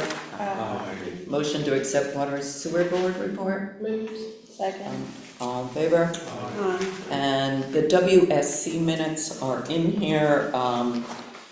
Bertine actually came to the meeting this morning. I'd had a couple questions on the minutes and they were answered. It was specific to, Trevor is mentioned in here, but he's not kind of identified, but he works at the county in planning, and so he's the one working on this. They have an intern working with Kyoko to help create the septic system map and trying to see if that can be correlated to the database.